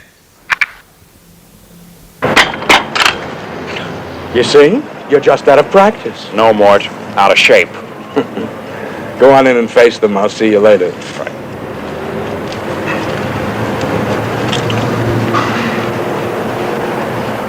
Yes, I know. I know the lines were crossed. I heard what he said. I guess I must have had the other house phone plugged in on yours. I don't care how it happened, just who. Oh, hello, Mr. Forster. Hello. What's up, Tom? I tried to call your aunt. Somebody got on the line. I left a message for you. For me? He said he wanted to kill you. 8 hours driving, some people hear bells, you Now, know. wait a minute. Ask him. He took the call. Oh, just some kind of a joke, you know. Sure. You said the other house phone. Where is it? In the TV lounge, right through there.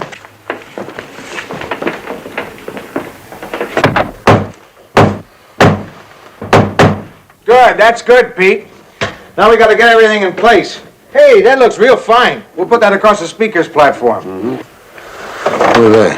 Chamber of Commerce, you want to join? Now we gotta get the table and chairs and put them up in the middle. Roy. He's here, Georgie. Hey! Georgie!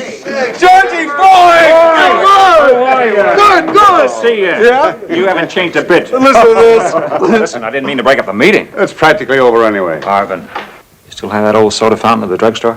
Why? You want your old job back? You never can tell. I might. Ben. How are you, fella? Oh, about the same, I guess. Don't have to ask about you. Hey, let's get a car and tear up the town like old times. We'll get a couple of belts. At least a couple of coffee. I'd like to, but I have to see my aunt, you know. It'll just take a few minutes. Anyway, we'll see you tonight. I'll be the first one there. Good. Gotta get this all finished up. Say, Tom, on second thought, I'll call my aunt myself. Roy, do you think you can scare up a decent room for my friend Tom Nash here? Any friend of Georgie's gets the presidential suite. Come on.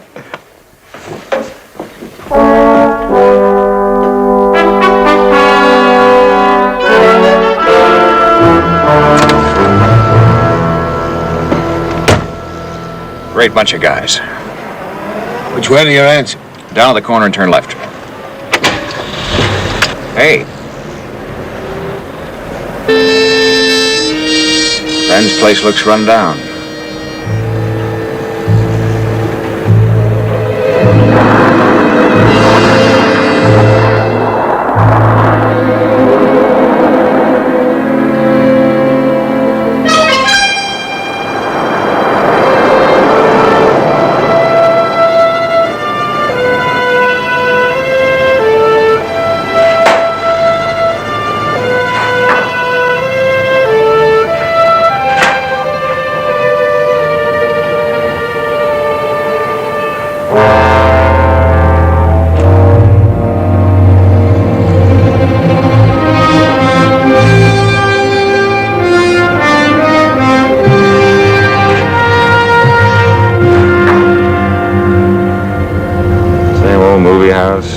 Beanery. Same old town. You looking for someone? Maybe. Kid who used to live here? Georgie Forster. Don't spend too much time looking for him, not after that phone call. Look, this is my town. These are my people. Aside from my aunt, that's all I've got. I was only saying. You said it, I heard it. Now let's forget it. There's the drugstore.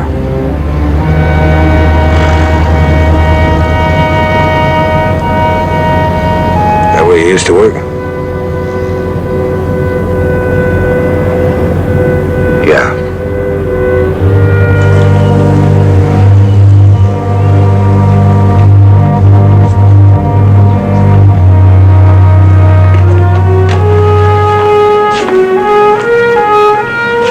Your stomach's acting up. He must be back. How does he look? Well fed? Rich? That's too bad. I mean, it's too bad that he didn't come back looking for a handout. I don't know what you mean. At least then you could have said, I told you so. He didn't have a penny and you were barely 18. What sort of father would I have been to let you go with him? It's a shame that we never really had a chance to find out. Where are you going? I'm a lot more than barely 18 now, Daddy. I'm going to get a drink.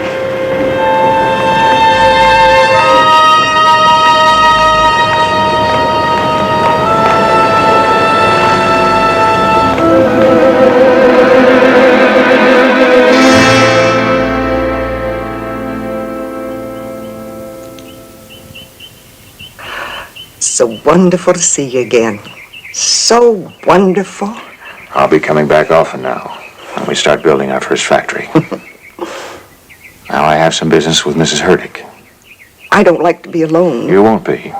I'll leave my friend with you.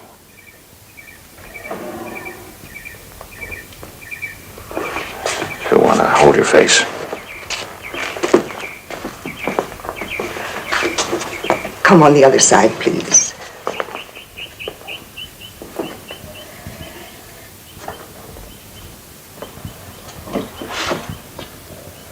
Your nephew told me all about you. It's a good face. Did you meet Nora? No, ma'am. It seems so right, the two of them. Take him away. Ma'am? Take him away before this town breaks his heart.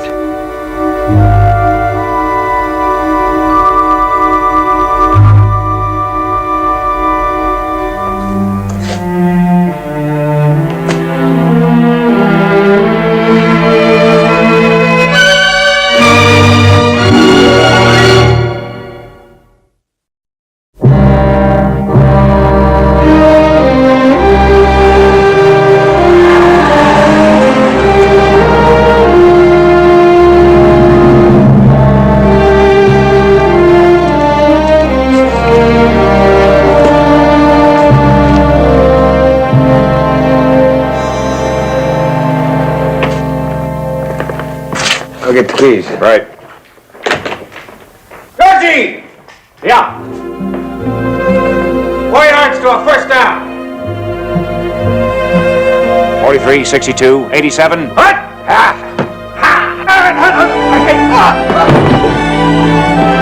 You all right?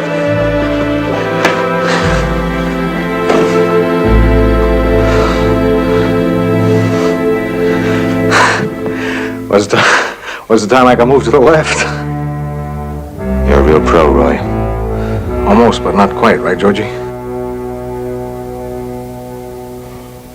Tom, might as well get that basket of fruit and run it out to my hands. Yeah, sure. And don't forget that seating list. Don't bother with those. Colby?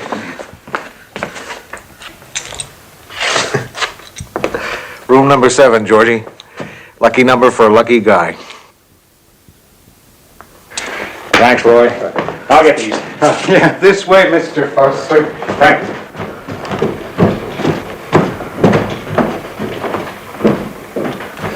Are you a friend of his? Like that. You know why anyone in this town would want to kill him? Georgie? Kill Georgie? You flipped or something? Boy, you better get off that stuff.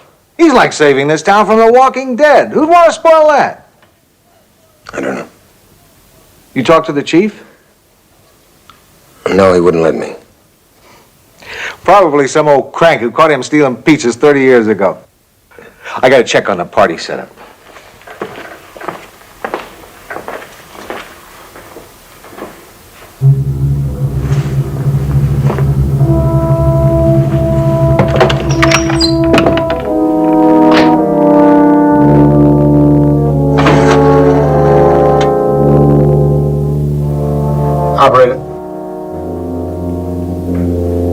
please.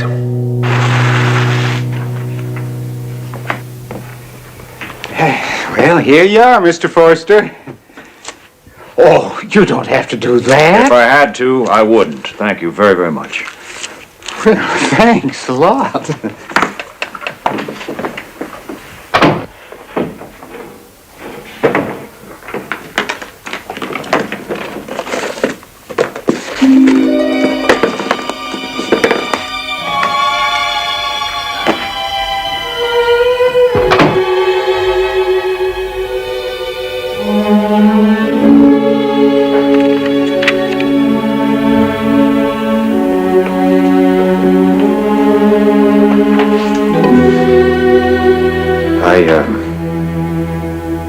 Drove by the store. I looked for you. I was there. I've always been there.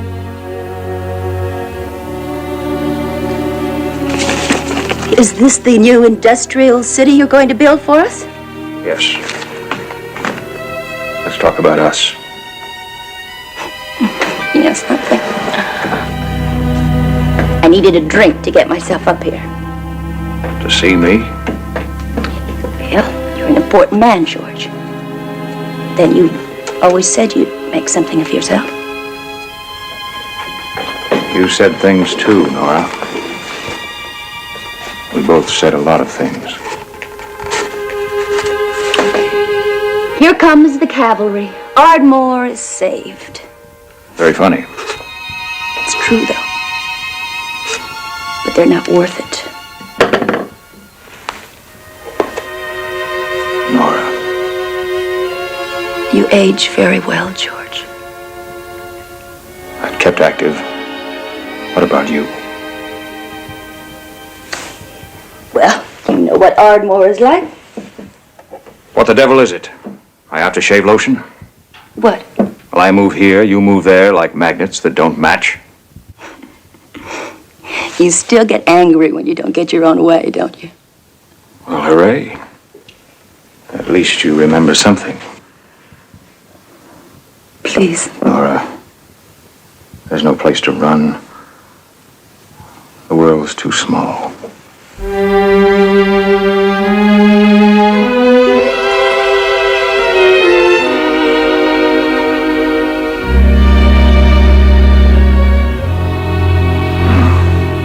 You remember that too.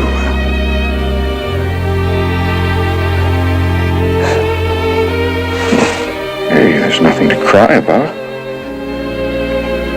It's been so long, George. And you don't know me anymore. Well, we'll have to do something about that.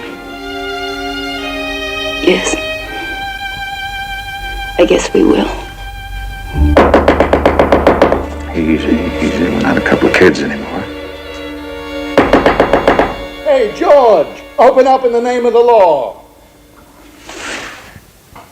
I'll get rid of him. Now, you wait. You hear?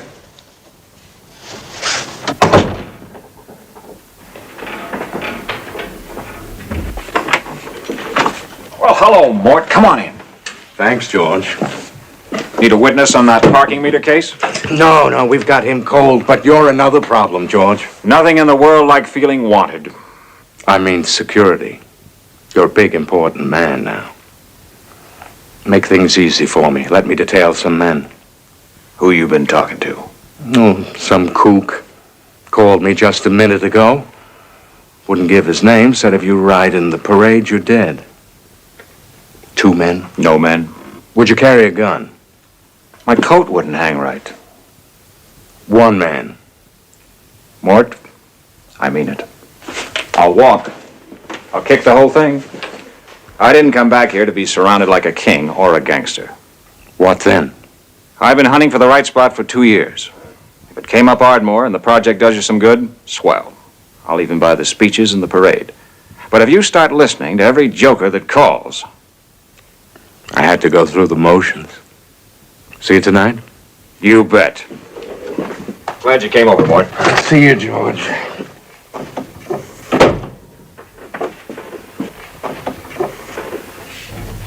Nora? Nora?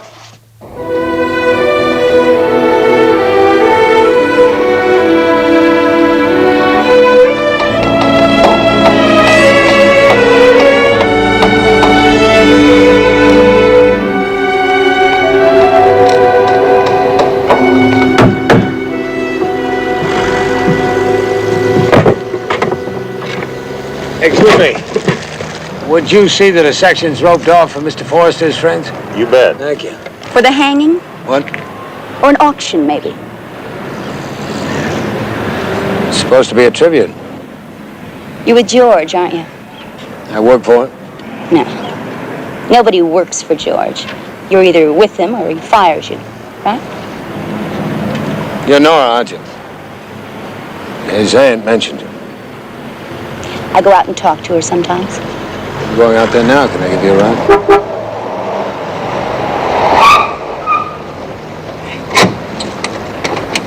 Hey, Nor! Guess what? You've got a bottle in the car. So, let's go. Not now, Charlie. I'm busy. All of a sudden, you're busy.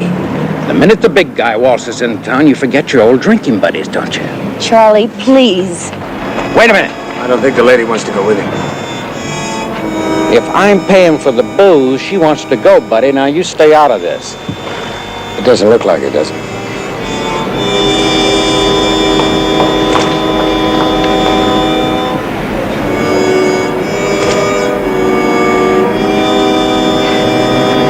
You're right. I guess there's no sense in fighting over a dame who skipped out.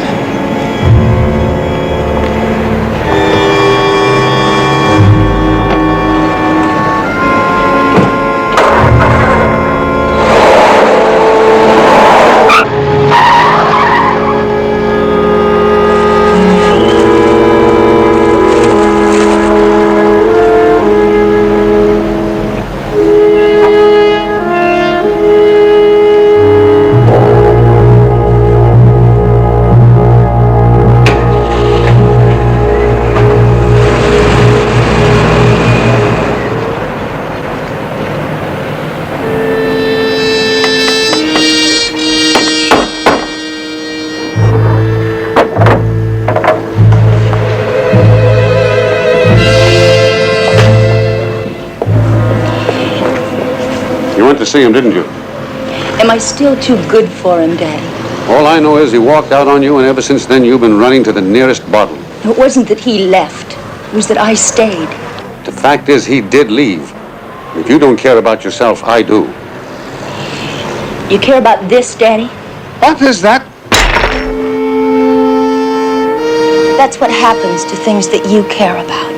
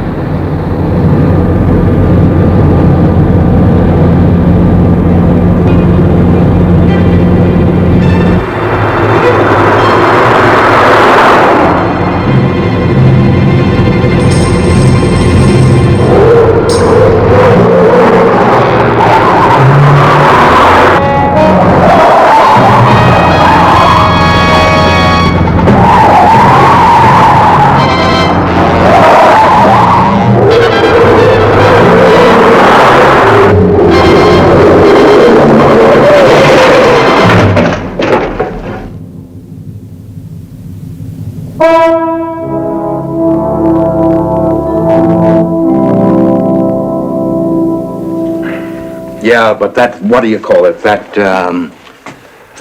A pitman arm. yeah, it could have dropped off. Well, I think somebody loosened it. That's kind of serious talk. I checked that car before we left. You got this notion somebody's after George. It's not a notion. Not to you. Well, I just think he needs protection, that's all. I tried, but he wouldn't buy.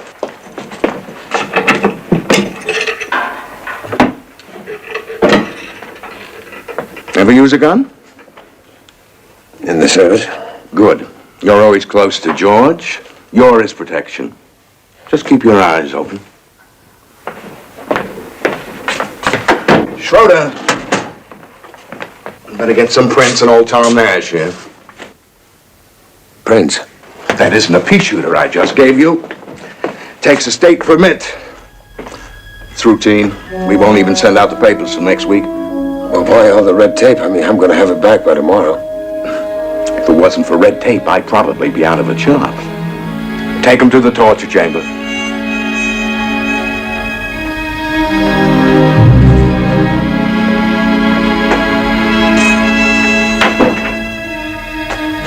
I don't know.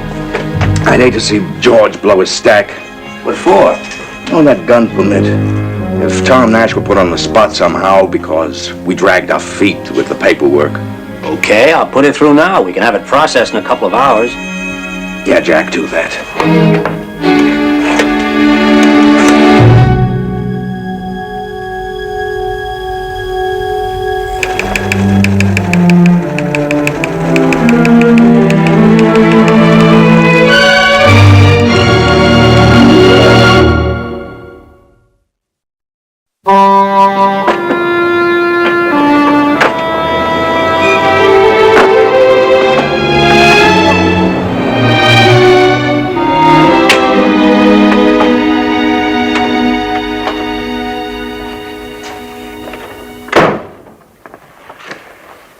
I'd like the fruit. I didn't get to your answer. Why not? All of a sudden, I ran out of steering and brakes. You could have been hurt. You could have been killed. That was the whole point. What's that? I've just been fingerprinted. Why? Compliments to the chief.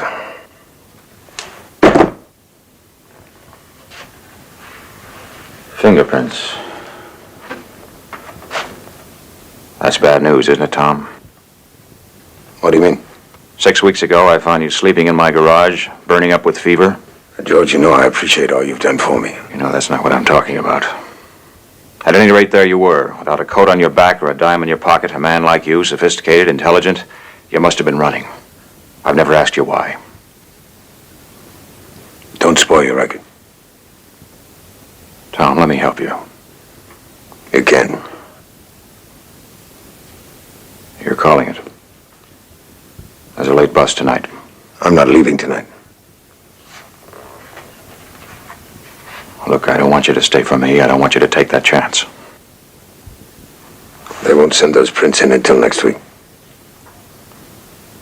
You don't give up easy, do you? Well, neither does he. Who?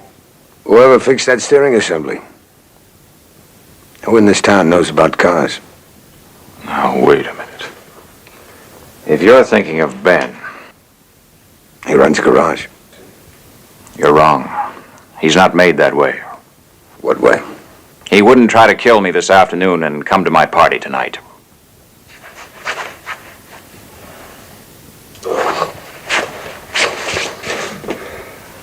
Maybe I won't go to the party. Frayed cuffs, empty pockets. Like I was advertising that I never made it. Then stay home. Do us both a favor. I told you I can handle George. I told you. You stay away from him. Just put my hopes in my loving husband, who doesn't bring in enough to feed the cat. All the chances I had in this town, and I had to pick a nothing. Don't say that. A nothing. Shut up! No wonder you hate to go to the party tonight. You're jealous of George. You've shoved him in my face all these years. Jealous. Well, maybe you got the right. I'm warning you, Janet. And change that tie, Ben. It's got grease on it.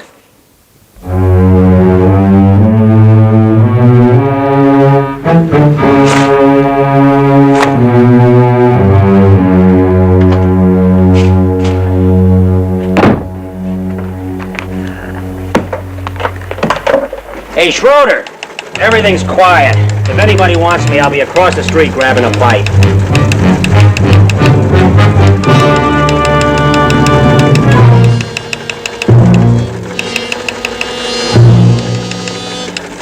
Let's hear some of those oldies, huh? Give me a bottle of scotch, please. The lobby. Maybe Ben wouldn't notice that I was out here with you. You see, Janet? Gang, a toast. We all know why we're here, not for any business deals. Georgie, we just want you to know you're with friends. That's right, Georgie. Yeah, let's hear it for little boy Blue. Thank you. Come on, what kind of a deadbeat party is this anyway? I know. You're all worn out from counting your profits now, aren't you? Hey, where do we go to register? Get him out of here, Nora. Ben, dear Ben, I never thought you'd speak up. Took a lot of that old jingle jangle in the pockets now, didn't it? Isn't that it? Aren't you in the wrong place? Your bar is down the street. Nora, what's this all about? Ask Mrs. Willoughby. She'll give you the whole scoop. I'm asking you. Let me go, Buster. I have a date. What's going on? Let me go.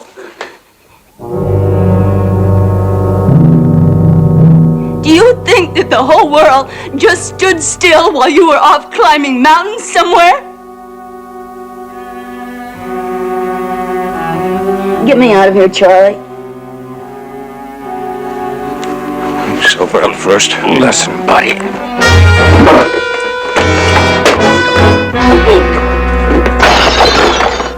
Let him go. Come on.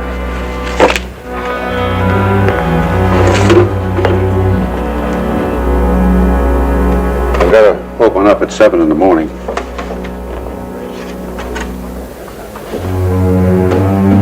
Hey, Ben, not you. I'm sorry, Roy.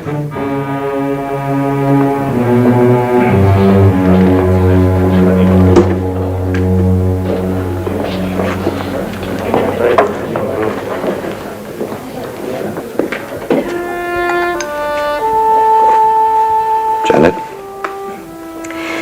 I messed it up. The whole thing. It's all right, honey. It's all right. I spoiled it for you, Ben. Listen, maybe you can have your hair done tomorrow before the parade, huh? You know what he said, Ben? He said you were too good for me. You see? With all his money, what does he know? Let's go home.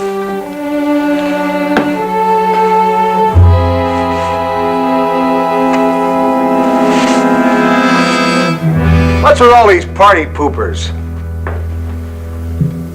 I guess the party's over. Still early, we could go for a walk. I'll go up and get a jacket, meet you up in the room. Good night, Ben. Good night.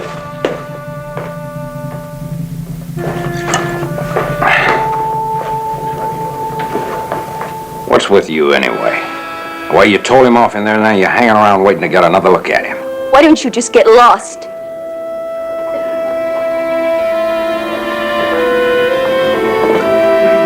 Got a light, John? Yeah. George, I'm sorry about the party. Oh, that's all right. What, Roy and Tom and I might go out on the town. Good night, George. All right. Well,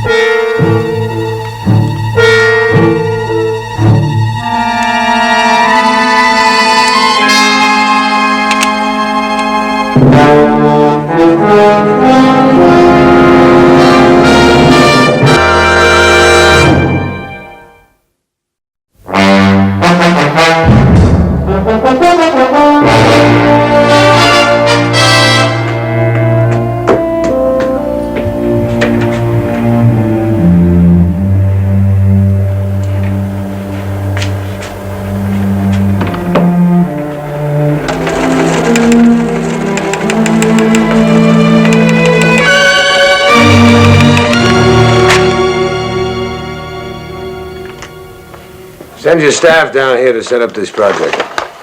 We're out of here tonight. Are you in orbit again? All right, I'll go with you. Be my guest. Hello? Oh, hello, Mort. What's going on? No, I'm alone. He's in his room.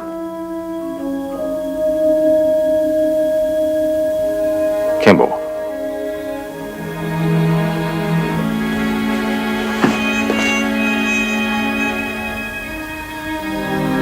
Yes, Mort. I'll be careful. Thank you.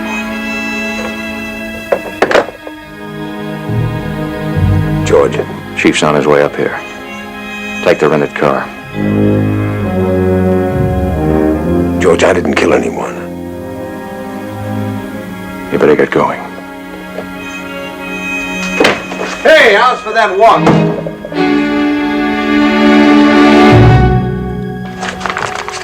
Like an undertaker's convention. I just got a call from Chicago. Tom has to drive these papers back. And miss all the doings?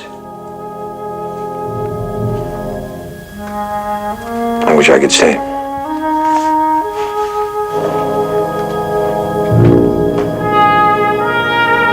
Well, now, what's all this talk about a walk?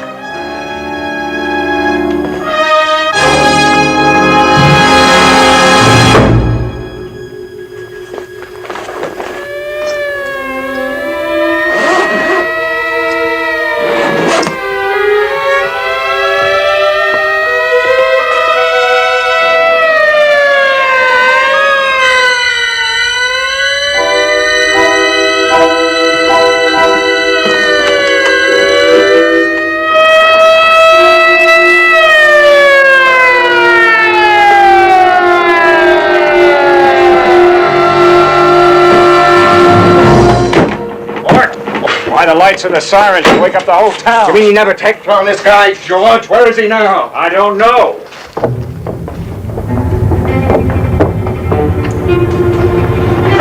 So I went up to his room, but he was gone. He must have suspected something. Which way do you think he'd head? River, I guess. Jack, check out his room, see what you find. Schroeder, check the banquet room and the alley exit.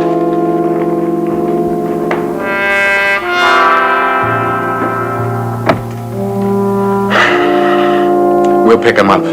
Believe me, it could have been a lot worse.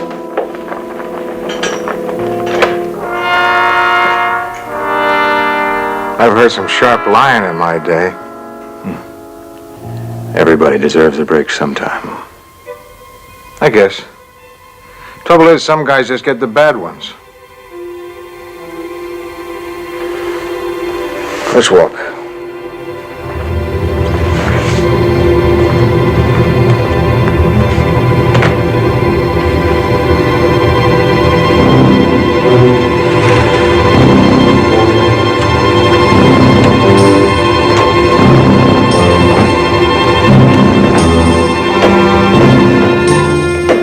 Nothing upstairs.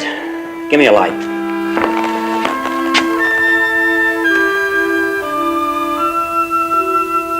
Nice.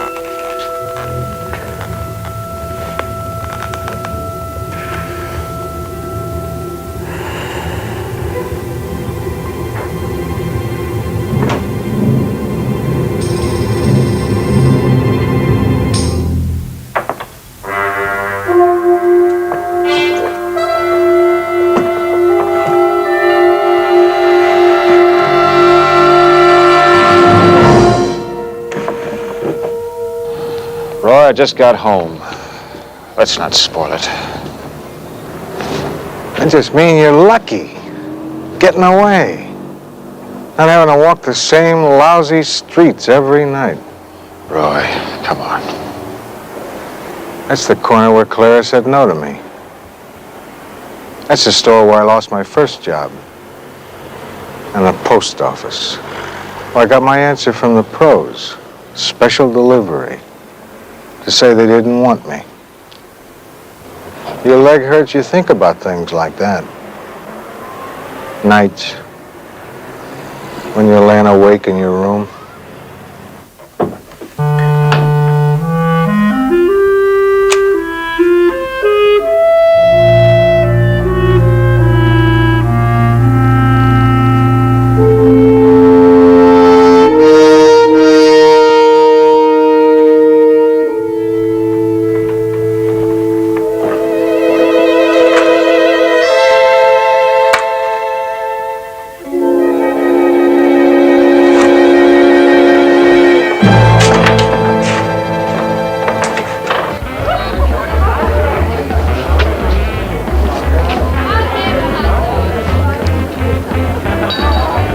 don't remember that joint? The Tally Ho. Not especially. The parking lot? Roy, that was 15 years ago. Yesterday. Well, stop remembering. I can. I pass here every day. I'm stuck.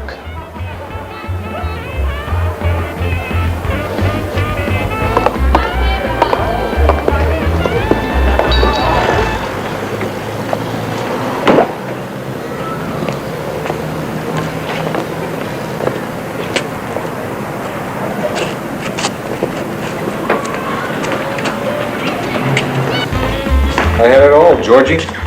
From the next day, nothing. You feel sorry for yourself? Okay. Want to blame me? Okay, I'm used to it.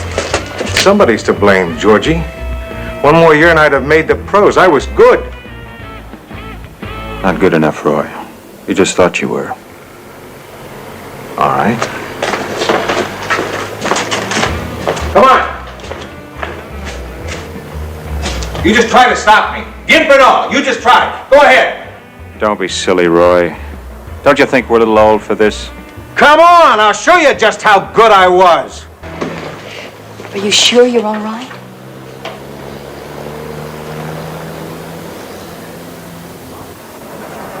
Yes. Yes, I'm all right.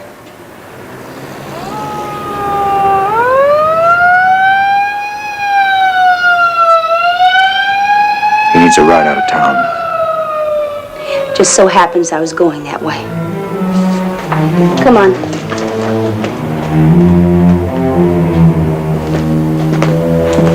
Tom, if there's ever anything I can do.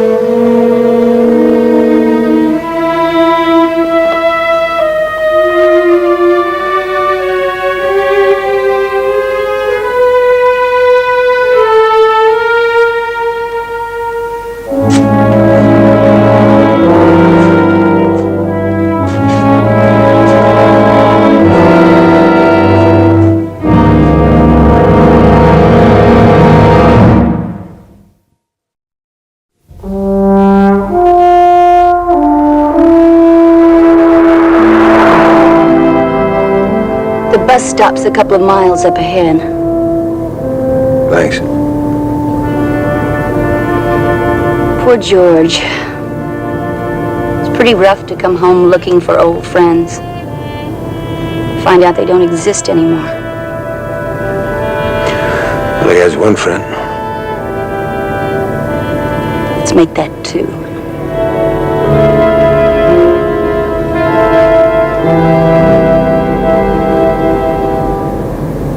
Darkness and silence and flight into fear. Richard Kimball has made this journey before. He will make it again.